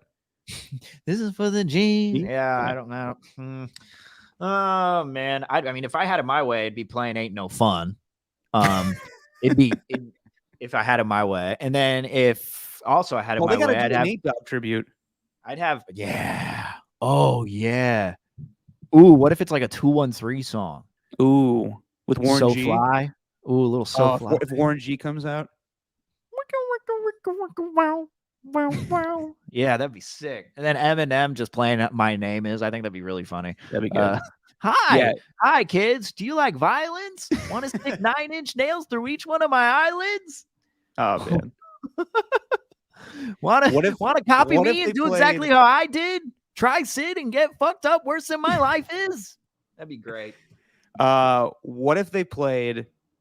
Oh my god! What if Dre and Snoop off the 2001 album play? I just want to fuck you. Ooh, I need a doctor. Oh yeah, Dr. Dread. that's not a great song. That's not a great song. No, it's not to bring me. That was when Eminem was coming out of that relapse phase, and he was just starting to get these really deep emotional lyrics, like along with Recovery. I think that's when the I Need a Doctor started to come from. That'd be pretty cool. Like if I had one also for Eminem and just to perform this in like a stadium setting and in front of a sports crowd, but sing for the moment would be so sick. That'd be a good so one. sick. I mean, he's probably gonna play "Lose Yourself." I would say that I'm betting on Eminem coming out in a number 9 Matthew Stafford Detroit Lions jersey. 100%. Yeah. 100%. No doubt. Yeah. Yeah. I'm with you on that. But I mean, shoot, it's not going to be exactly family friendly. I think this is exciting. But I think that's what they're going for a little bit. And I have no intel of any of this stuff. I know I work at NFL Network, but I have no idea what's being done, what songs are being played. It's just going to be fun. It's going to be a fun time. It'll probably be the most edgy and fun Super Bowl performance we've seen in quite some time. You ever heard of Mickey Guyton before? The girl singing the national anthem? I never heard of her. No. I guess she's a country artist. So, okay. There you go. Well, that's all the Super Bowl stuff we have, but we got some big news for the NBA trade deadline, and you and I discussed it. Real quick before we get into that, Steven, who won this Reporter Royal Rumble that you were doing on your 5 a.m. show, and you were tweeting between Sham Charania and Adrian Wojnarowski? Who won in this back and forth battle, which included Chris Haynes, I saw? Yes, well, Chris Haynes made himself appear in the ring, but he was the one wrestler who like ran to the ring and just got kicked out immediately. So there was no chance.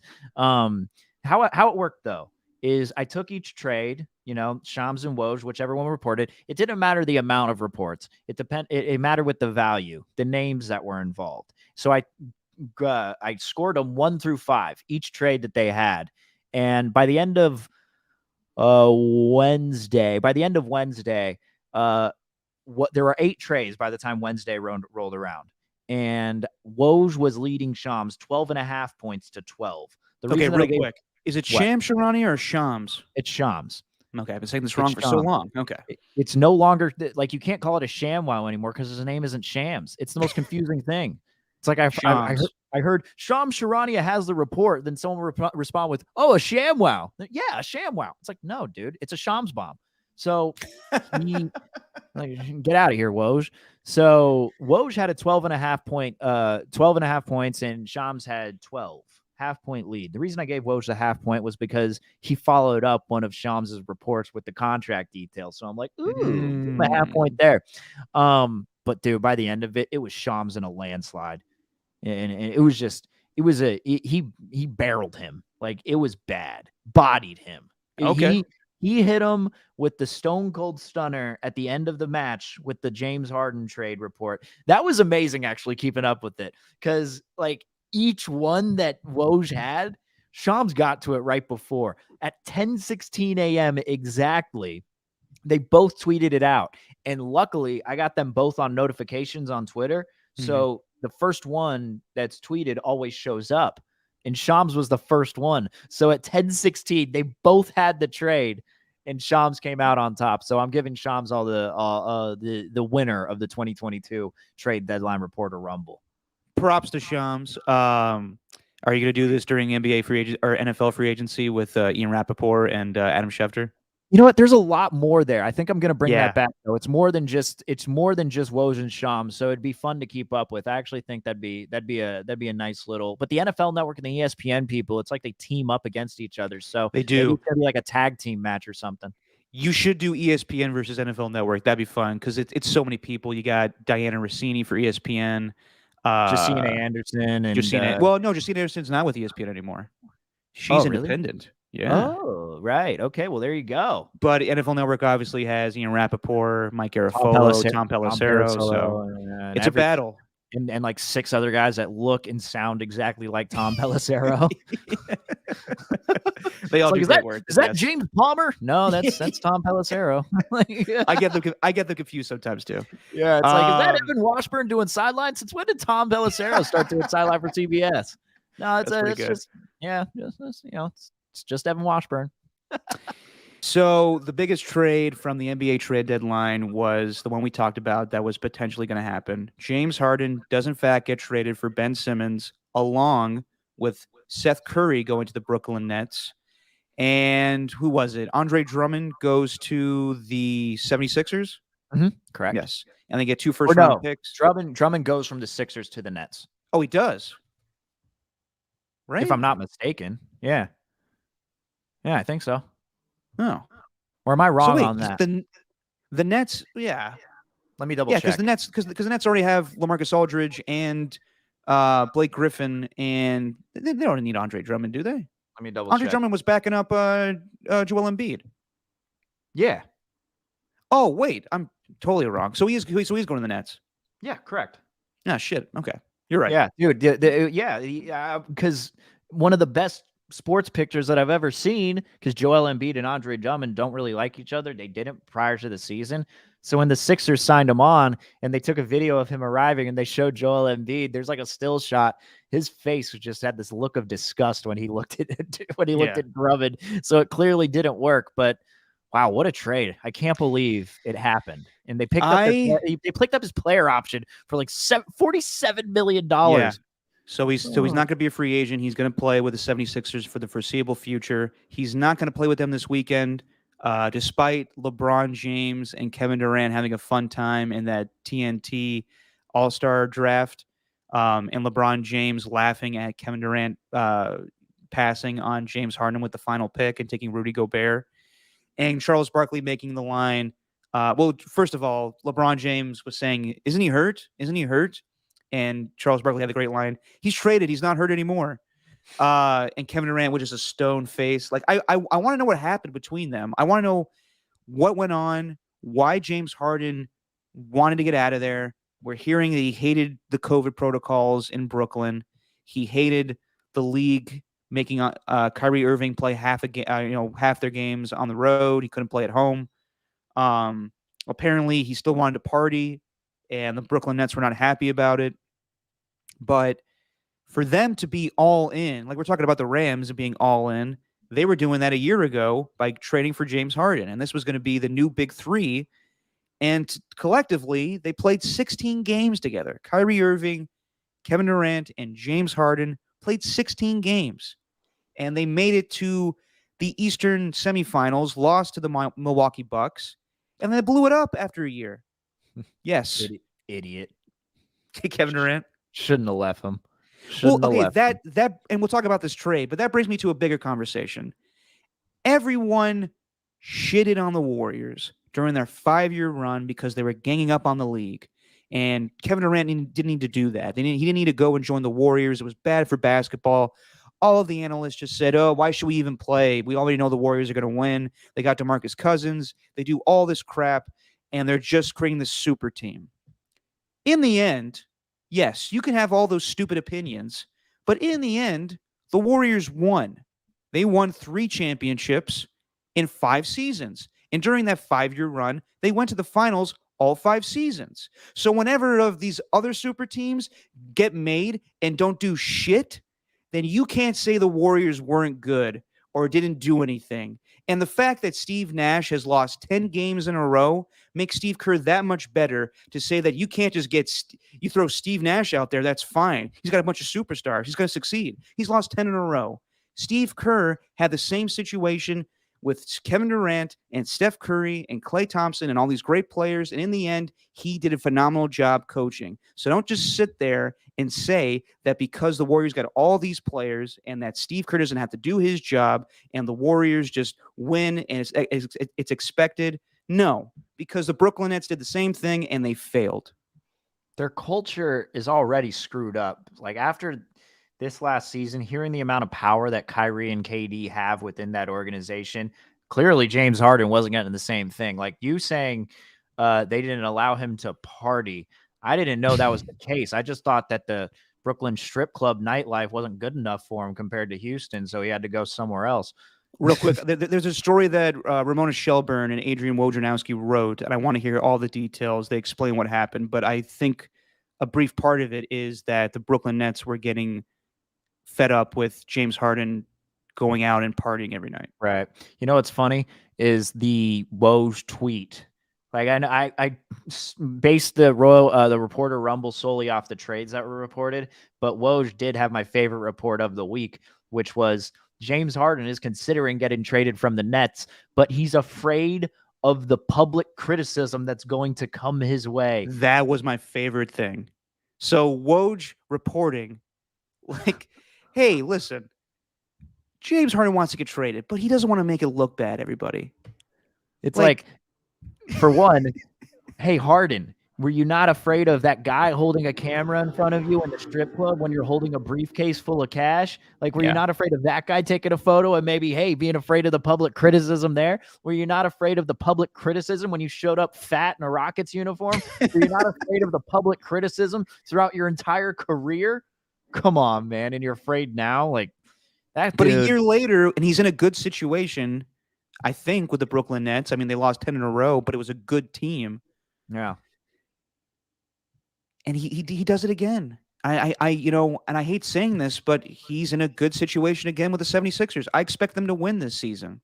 I don't know if they're going to go to the finals, but I think him on that team with Joel Embiid, I think that's a lethal combination. And I think that they may be the best team in the East. As far as the Nets, well, maybe if their personalities can mesh, though. That's true. I mean, James Harden's played with good players. It's not like he hasn't. The reason is it's because their personalities haven't gone together. Like, is James Harden all that the usage that he gets? Is he gonna be that guy who just continues to? I mean, I think him and Joel Embiid are just going to be so dangerous in the pick and roll. I really do. I think they're going to, in that classic sense. But I think there's going to be a lot of frustration between those two on the court. No, there probably will be.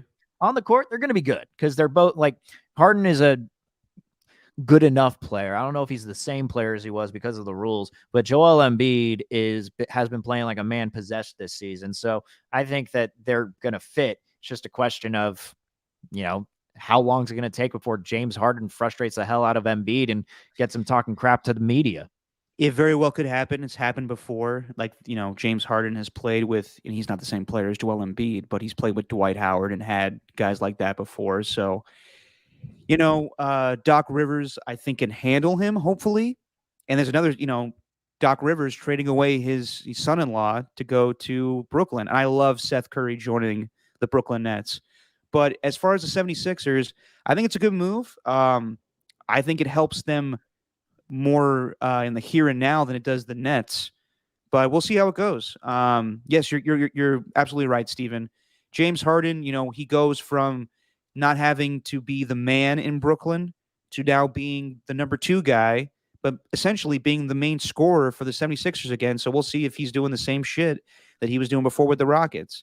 But as far as the Brooklyn Nets, we don't know when Kevin Durant's coming back. It may be after the All-Star break. Most likely will be. Kyrie is playing. They haven't lifted this vaccine mandate, so he's still just playing on the road. I think Seth Curry helps them. I think that Ben Simmons definitely helps them because you're not relying on him to score anymore. He's going to be probably their Draymond Green and play defense for the Brooklyn Nets. I think this makes them a better overall team for the foreseeable future. But as far as the here and now, I don't know if it's enough for the Brooklyn Nets to be in the conversation for the finals this season.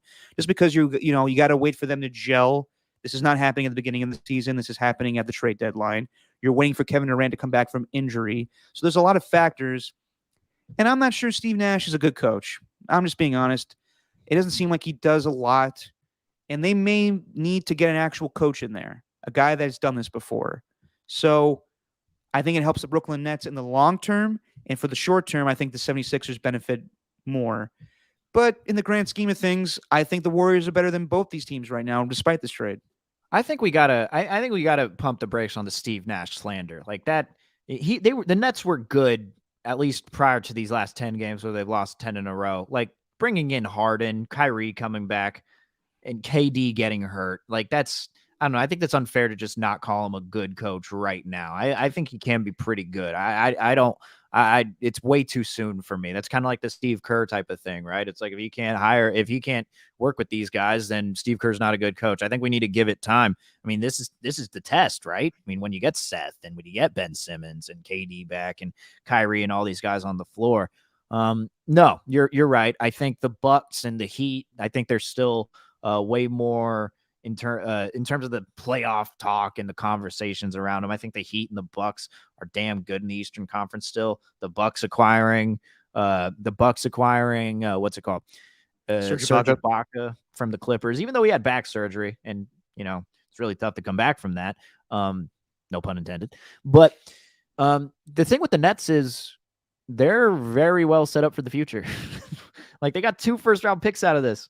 If it's not win this year, then I mean it's not like the Sixers where it feels like it's win now and you're just not going to go anywhere later. Like I think the Nets are pretty well set up. So ultimately they did win this trade, I think. And I don't know. A lot of people call Ben Simmons a bum, which he might be. I've always thought he was good. That's just I wouldn't say he's a bum. I just don't think that he's not an offensive player. He's strictly a defensive guy.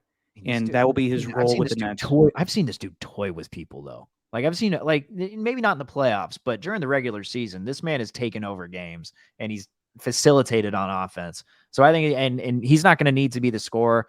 And trust me, they get to the playoffs, and I think we know this about KD. We'll say one thing about him, which is, dude's a competitor.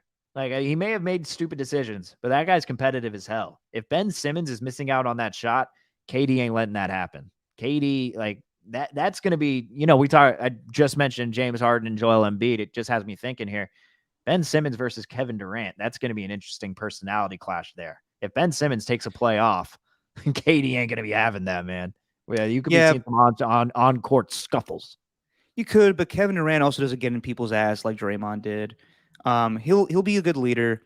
I think that they just need to know the role for Ben Simmons. And the reason I get on Steve Nash is just because he could be very well become a great head coach. But I don't think it's come out yet. I don't like the way he handled Kevin Durant in his minutes last season. I thought it was just, Kevin, save me. Go win the game for us against the Milwaukee Bucks. And Kevin just got gassed by the end. I think he needs to do a better job of rotating players and using his bench. And he needs to find a good role for Ben Simmons. This can't go the same way it did that it did in Philadelphia. He can't be the guy that's going to have the last shot in his hands. So I think that, and he won't be because there's, they got so many good shooters on that team. But yeah, like I said, I don't think this changes things for the here and now in the NBA. I still think that the Warriors are right there. I think the Phoenix Suns, after they kicked the crap out of the Milwaukee Bucks last night, are right now the best team. The Warriors are going through a rough patch right now with 2 losses. They lose to the Utah Jazz and have a rough one against the Knicks last night. And it's, you want to think that Klay makes that shot in the end, but it just happens. He misses. And it was clear that the Warriors are missing size right now. Julius Randle just controlled the boards last night. Waiting for Draymond to come back, and hopefully Wiseman gets in the picture too. But like we said in the past, we're not relying on him for anything significant. But I do still feel very comfortable with the Warriors going forward, despite they didn't make any moves, and I expect them to make some move with the buyout market, as we talked about. But as far as the trades, obviously this is a big one. I don't think they're going to make a move at the buyout. I don't think they're going to make a move at the buyout. You don't think so? Market. No. I think last year, and Anthony Slater's been pointing this out from The Athletic, is last year they traded Brad Wanamaker and Marquise Chris, an injured Marquise Chris, but that was just to clear them from that, repeater tax that's continued to get them. And if you trade them by the deadline, then you can get rid of them. You're not going to be on the hook. But if they just waive those guys and try to get someone else from the buyout, you're still going to be paying them. And it's those guys, meaning Juan Toscano Anderson, Damian Lee, Nemanja Bjelica, who I think is the number one guy that should have been traded by the deadline, because last night he was god awful. Like, good Lord, man. Yeah. I know he had an injury, but it's like he's in the restricted area and he's putting his hands up like he's waiting for, mom and dad to, like a toddler waiting for mom and dad to take off their shirt. You know what I mean? It's like, but and he doesn't rebound. Like, I don't know what he does well. So Bjelica should have been traded. I think it's a mistake that they didn't, but they're going to stick with their 15. And what it does tell me, though, is I think I don't think they're going to make a move at the buyout, because I just think that you can get a guy for like the amount that Bjelica costs. Like, instead of his original contract, it's like 7 times that, because of where they're at in the luxury tax. And Joe Lacob just seems tired of spending all this money. It's like, damn. But I think it shows that, well, they do need Draymond back. I mean, Draymond comes back, I actually think they win that game last night. But I think it also shows the trust that they have in Wiseman and their young players, Moody, Kuminga, who they're going to get more minutes. I think Bjelica is going to be the odd man out. But I think it shows just how good they think Wiseman can be. They think he can be that big presence that they need just to get what I know. But maybe they're expecting him to do a little more than we're expecting. I don't know. My expectations aren't that high for him, to be honest. But I mean, just given their past, I mean, the way they're rolling right now, and I know they've lost 2 in a row, but this is a championship team, and I don't know if they're going to feel comfortable giving crucial minutes to James Wiseman like that. But then again, Steve Kerr has done that in the past, so who knows? Right? Would you want Tristan Thompson? No, no, I don't. Because that's just going to lead. That's just going to lead to Draymond and him just fighting in the parking lot. Like you said, it's not going to be good. Because that's the number one guy, man. That's the option. Well, what about Marc Gasol? Okay, but he's a little older, and I take him though, just to have a big body on the team. Yeah, well, there you go. I mean, he's probably cheap at this point in his career. Yeah, I mean, but he's going to be costing, like, if you get him for the vet min, you're going to be paying like $9 million instead of the $2 million or whatever the That's veteran. Fine. Joe Lacob's good for it. Yeah. We'll just make him pay even more than he already has to pay after losing out on all the revenue in 2020. Still trying to gain that back. Still paying $80 million so he can pay for the team. That's what happens when you move it to a new arena. Just saying, you're wearing the shirt. Just keep on adding to it. But look, man, all that being said, I think they're in a good spot. The rebounding, it's nothing new. Like, the rebounding issues are nothing new. I don't know why we're making it seem like this is the first time the Warriors have ever had rebounding issues. This has always been an issue with them. What's the 2 things we talk about always with them? Turnovers and rebounds. Every time. Or lack of rebounds. And they've been through all that shit in the 5-year run. We've heard it before. It happens. Every time. But the one guy who needs the All-Star break, my man, Kevon Looney. Good Lord. That guy looks so tired. He's making it a goal to play all 82 games. And I love Loon. And I really want him to accomplish that goal. But this man needs a week off. Good God. He's so tired out there. He was making plays yesterday, but he was also getting beat up a little bit in the paint and around the boards. I mean, as everyone on the team did. I think they out rebounded him like 53-38 overall, and they had like 36 offensive rebounds to the Warriors. Not 36. My bad. They had 15 offensive rebounds, I think, to the Warriors 5, or 16 to the Warriors 5 or something. So they were getting killed last night, and they should have won that game, to be honest. They're on the second half of a back-to-back, I know, but the Knicks have been struggling. Like, they should have won that game. I know. They should have won that game, and it's sad that Clay couldn't make that shot in the end, but at least Ben Stiller's happy. It was a good shot. Good shot. No problem with the shot. Love the shot selection. Love the play. Everything about it just needs to go in. It's no big deal. Have you seen Ben Stiller tweet? All he does is tweet about the Knicks. Yeah. He's a diehard Knicks guy. Big Ben Stiller fan on Twitter. He's always commenting on like hip hop, New York, very New York guy. Yeah. You see that new show that's coming out with him directing it? Ooh. Yes, Severance. it's on Apple Plus, right? Yes. Yeah, Looks good. I've seen that. Yeah, it's got one of my favorite young up and coming actors. I don't know his name, but he's a small dude with the afro, and he's a comedian. And he's got glasses. He's funny. I don't know who you're talking about, but I'll look out for him. He's in the commercial. You'll chat. You just watch the commercial next time. You Are know you who I'm talking about the dude from the IT crowd, Yep. Richard Iowade? No, not Richard Iowade. No. Okay. Let me think. He's in the Pete Holmes show. That I one. still need to watch that. Haven't watched what's it called, Crashing. Crashing. You haven't seen Crashing yet? I know. I probably would love that. I just haven't gotten around to it. There's a Wow. lot of shows I need to watch, including, speaking of basketball and TV shows, the new trailer for Winning Time. The Dynasty of the LA Lakers came out today. I don't think I've been excited for a show like this in quite some time. I've always been fascinated with doing like HBO miniseries on sports that happened in the past. A dream of mine has always been I want to make a Raiders one about Al Davis in the 60s and 70s and 80s. And this looks fantastic. It's got Adam McKay directing it.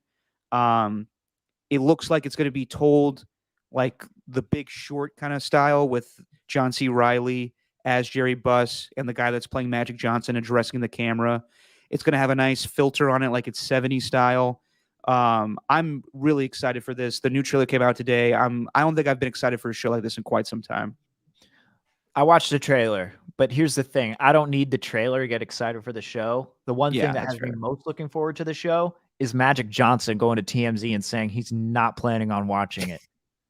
If Magic Johnson thinks it's that bad to where he's not going to watch it and he's like, I don't need to watch this, that means it's going to be good. Like, yes. Like that's what I'm thinking.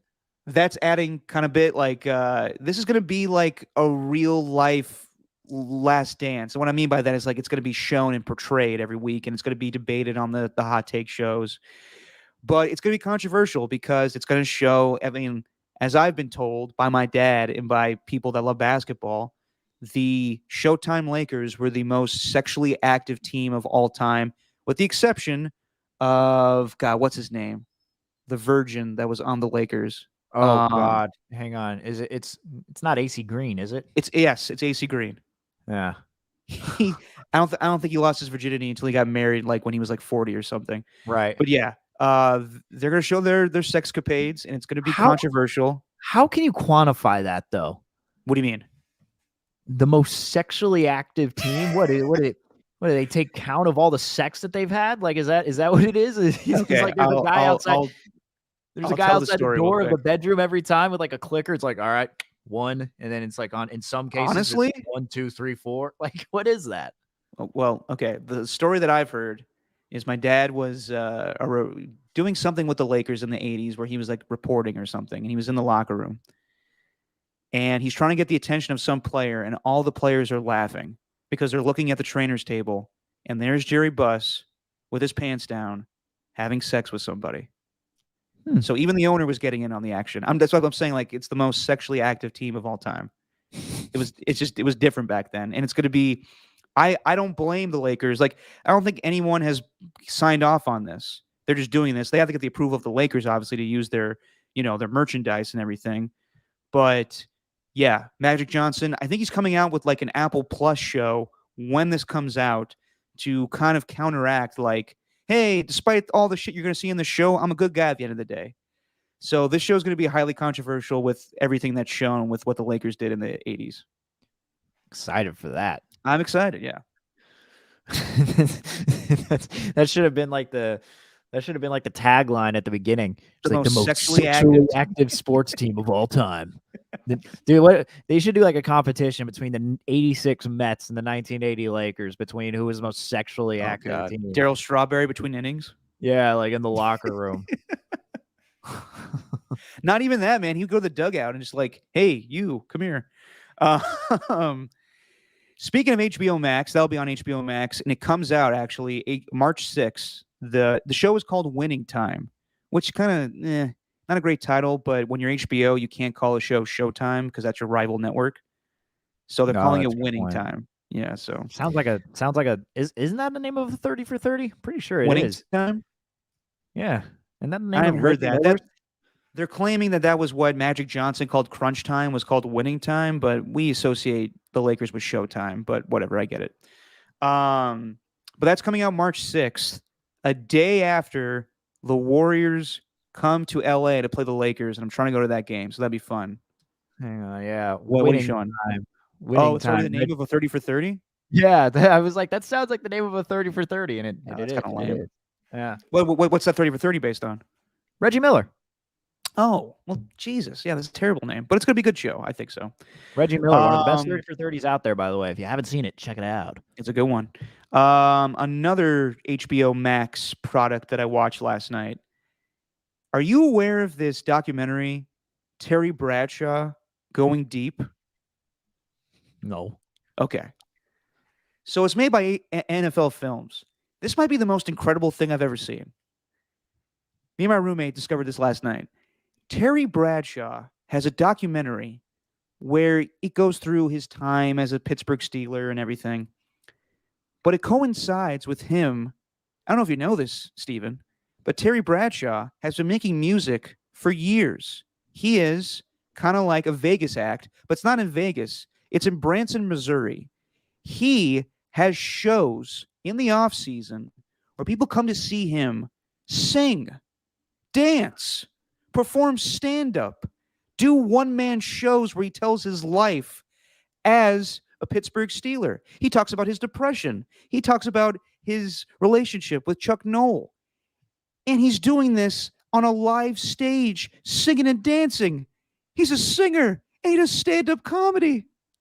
It's incredible. And while he's doing this, he's promoting like his bourbon, like Bradshaw bourbon. Come get a slick sip.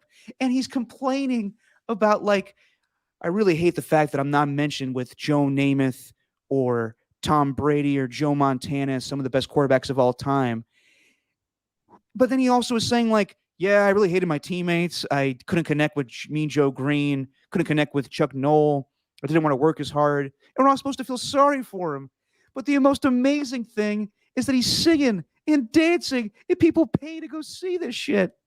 Wait, so is this a live performance or is this an actual documentary? It's half. You see him.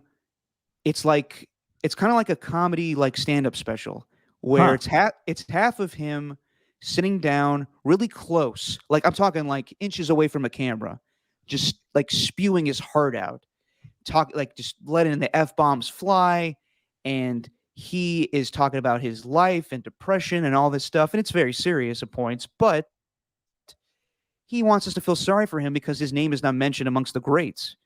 And, you know, Terry was a great quarterback. I'm not going to act like I've seen his whole career or any of it, honestly. But, and he also talks about like how he hates the stereotype that he's dumb. Like, but he also, you know, does that shit on Fox. Like he like, you know, leans into that all the time. He loves being the butt of the joke. So he's also like, I hate the fact that everybody makes fun of me for that. But he also, you know, does that on Fox all the time. And yeah, and he's singing and dancing and doing comedy, and it's incredible. I've never like you. It'd be like if you were like gonna go see like, oh, Wayne Gretzky's gonna talk tonight. Oh, cool. And like, yeah, I'm here. I'm Wayne Gretzky. I'm gonna play a little guitar tonight. And you're like, what the hell? You're not gonna talk about hockey? No, we're just gonna play my bluegrass music. It's just insane. People show up to go see Terry Bradshaw sing and do comedy. It's incredible. So I'm gonna just safely assume that this live act is one of the worst live acts that I'll ever see, based on your tone and how excited you are for it, because you like shitty things when they happen with people like this. Like based on your tone, I know your tone. Like based on that, I know that it's bad. Yes, what I'm basically saying is it's bad, but it's also so bad that it's great. Yeah, I was picturing like a Ron Swanson, Duke Silver kind of thing, where he's like undercover and he's like playing in a jazz club. Basically, this is the equivalent. This is like if Terry Bradshaw was doing Walk Hard, but for real and taking it seriously.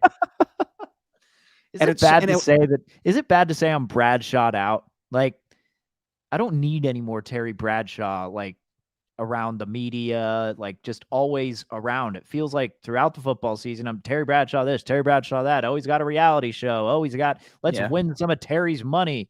Oh, Terry's doing a commercial. Oh, Terry's naked and failure to launch. Like there's he talks about that too.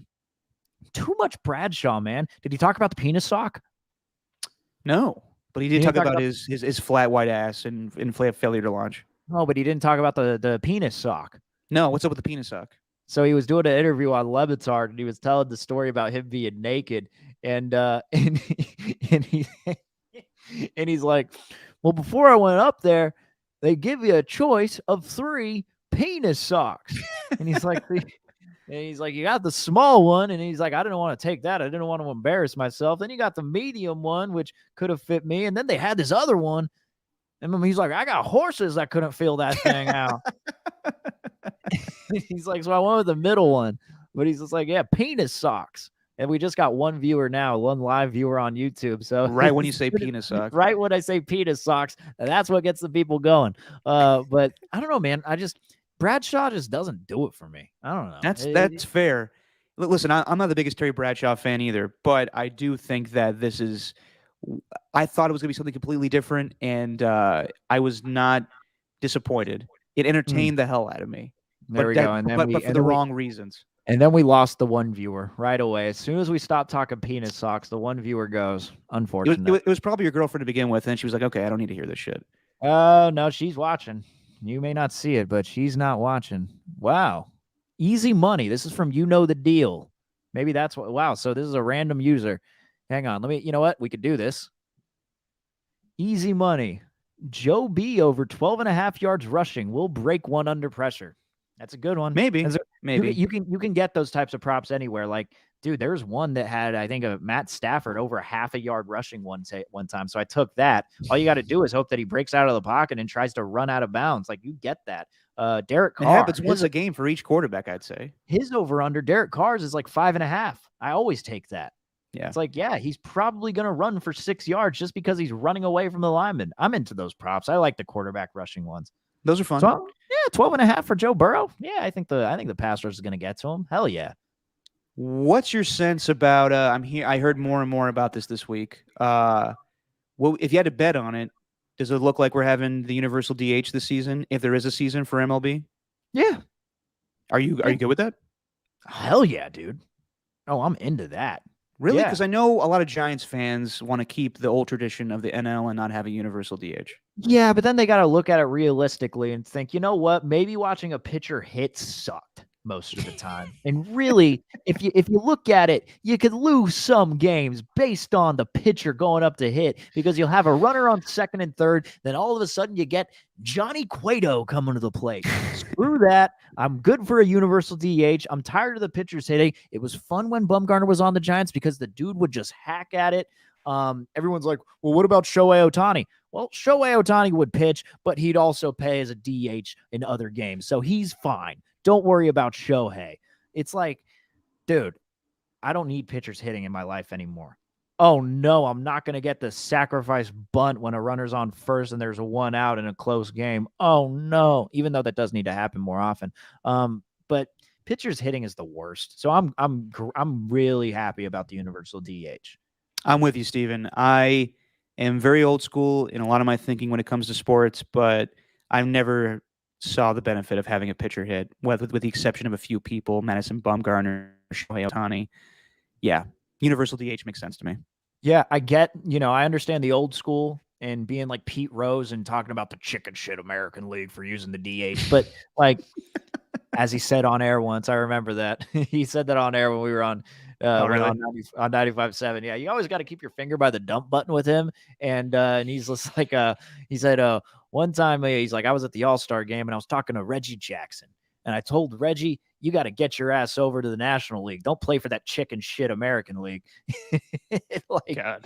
Yeah, all that stuff. So I like the universal DH though, man. I really like it. Very excited for it. I like it too. We'll see if it happens. And it's going to open up a thing for Joey Bart on the Giants, guys like that who, might not, I don't know, whoever. Like, I'm just super happy about it. There's a lot of possibilities, endless possibilities. Yeah. But there is some other baseball news, and it's sad. We lost 2 Jeremys this week. I don't know if you know Jeremy Kahn, Steven, but he was a guy that worked in the Bay Area. I only worked with him a couple times, but he passed away this week, and I just saw the outpouring of people that loved him. He worked in the stat booth. He was a great statistician. I worked with him a couple times. I worked with him with Kate Scott when we were doing a Cal game, and I worked with him with Guy Haberman doing a Stanford game. The only guy that would challenge me in naming all of the Super Bowl scores and MVPs, that guy knew everything off the top of his head better than me. Don't know the details of his death. Only met him a few times, but sad to hear about his passing. So rest in peace to Jeremy Kahn. And as far as the other Jeremy, Jeremy Giambi passing away this week. And Jeremy Giambi obviously is the brunt of a lot of jokes and, A's, his lifetime with the A's. He's, criticized in the Moneyball movie. Obviously not as good as his brother Jason. Still a good player. He'll, of course, be remembered for, not sliding with Derek Jeter. But just very, very sad news. He passed away a couple days ago, and then today we got the details that he took his own life from shooting himself in the chest. Just terrible. So rest in Awful. peace to Jeremy Giambi. Awful. Just terrible news, man. You never want to Yeah. hear that. It's terrible, and there's no really good way to transition from that. So we'll just say that we have a good time watching the Super Bowl this weekend, man. What's your plans? Gonna be on my own. Okay. I'm actually gonna try my hand at making chicken wings. I'm very excited for it. Ooh. Yeah. Oh, so if you lose, then there you go. You got them. Yeah, exactly. Except I'm not gonna make an atomic. Actually, you know what? I might do one little atomic wing just to try it out. But I was thinking to myself, I love wings, but I don't want to do the Wingstop thing where I like order it a day ahead of time and I go pick it up. Like, what if I just go to the Safeway down the street, get some wings, figure out how to make a sauce? I might make some like garlic parmesan and then maybe just a original buffalo. Try my hand at that. I've never done it before, so I want to do that, but I got no plans, man. I'm kind of excited for it though. I like watching the Super Bowl more by my lonesome, or I watched it with Jesse last year and it was awesome just watching it with us too. So, yeah, man, she's working, unfortunately. I'd love to have her here, That's but too bad. I'll be on my own. Knowing you'll probably alter your state of mind and have a great time watching the Super Bowl. Get drunk? Yeah. Sure, get drunk. That's the one you want to choose. My advice to people watching the Super Bowl: if you want wings, do not order Wingstop the day of, because you will be shit out of luck. I've done this before. Call them in advance. Call them today, really. Like tomorrow is your best bet. You may be shit out of luck tomorrow too to get them in advance. Call Wingstop today to get your wings ahead of time. And if you can't get your wings, another great deal, I've done it before in the past during college, McDonald's. They do a deal on 50 chicken nuggets. Not bad. Wow, an alternative. There you go. How about helping that? The people out. I'm helping the people out there. You gotta order ahead of time. Go on. You gotta order ahead of time. It's so easy. They're gonna have your order there. I feel so bad. Like, salute to all the Wingstop and wing workers. Oh, it's the worst. Sunday. It's the worst Dude, day of the year for them. Worst weekend, really. I got there. Yeah, I got there last year, and I ordered ahead of time. I think we ordered the wings at like 9 o'clock in the morning, and we set them up for like a 2 o'clock pickup, which was good. It worked out fine. But we got there, and the place just smells of burnt chicken. Like, there's people just waiting around. One guy who walks up, like, asking, "Can I get some wings?" The lady looked at him like an idiot. He's like, "No." Yeah, it's way too packed. It was like 2:30, dude. Like right before the game. Like an hour before kickoff? Hour before kickoff, and this dude's trying to get wings. It's like, no, we got a lot of orders ahead of you. It's the biggest wing day of the year. No, yeah. you got to plan ahead at people. We'll get you your wings. Just you got to wait till 11 p.m., please. Yeah. Can you settle for thighs today? Can you settle for thighs? Ooh, might have to go with thighs. Yeah, could be alternative if people can't get their wings on Sunday. Good call. Good call. But I'll let you know how it works out, and I might have to save a couple, I guess, for wings or wangs. But it seems like we're both kind of on the same. Well, wavelength here. We've got the Rams winning. I guess the score will be the determining outcome of this. So what are we going, like the total, or are we going like the actual score here? What would you prefer? We could do who's closer or the total score, I guess. So you have 35-30, so you have 65 points being scored. Mm-hmm. I have 41-17, so that's going to be 58 for me. I think we can work that out. And that's the first time I've done math like that real fast. It helps when you know football scores. Attaboy. Yeah. Yeah. When you're doing football has made me a better mathematician. Yeah, but we'll see what happens. And we hope you guys enjoyed watching, and we hope you guys enjoy the Super Bowl come Sunday. And next time we see you guys, I will be live from Boca Raton. I'm going to go see my mom. Hopefully she has good Wi-Fi. And we'll do the show next Tuesday from her house. And then we may take some time off after that because it's been a long, grueling. God, how many months have we doing this podcast? Too long. Quite a few. Yeah. Been a while. So we know we know there'll be news in the off season. We may take a week off and then we'll come back refreshed and do a whole new 2-week thing for you guys. But we'll plan that out. Just plan on coming back Tuesday next week. I'll be in Boca. Stephen will be right there, and we hope you guys have a great Super Bowl as well as you, Stephen. Say what you always say, my friend. Like on Twitter, subscribe on YouTube, do all of that. You can download the podcast the day after we live stream. And remember, it's just our opinion, man.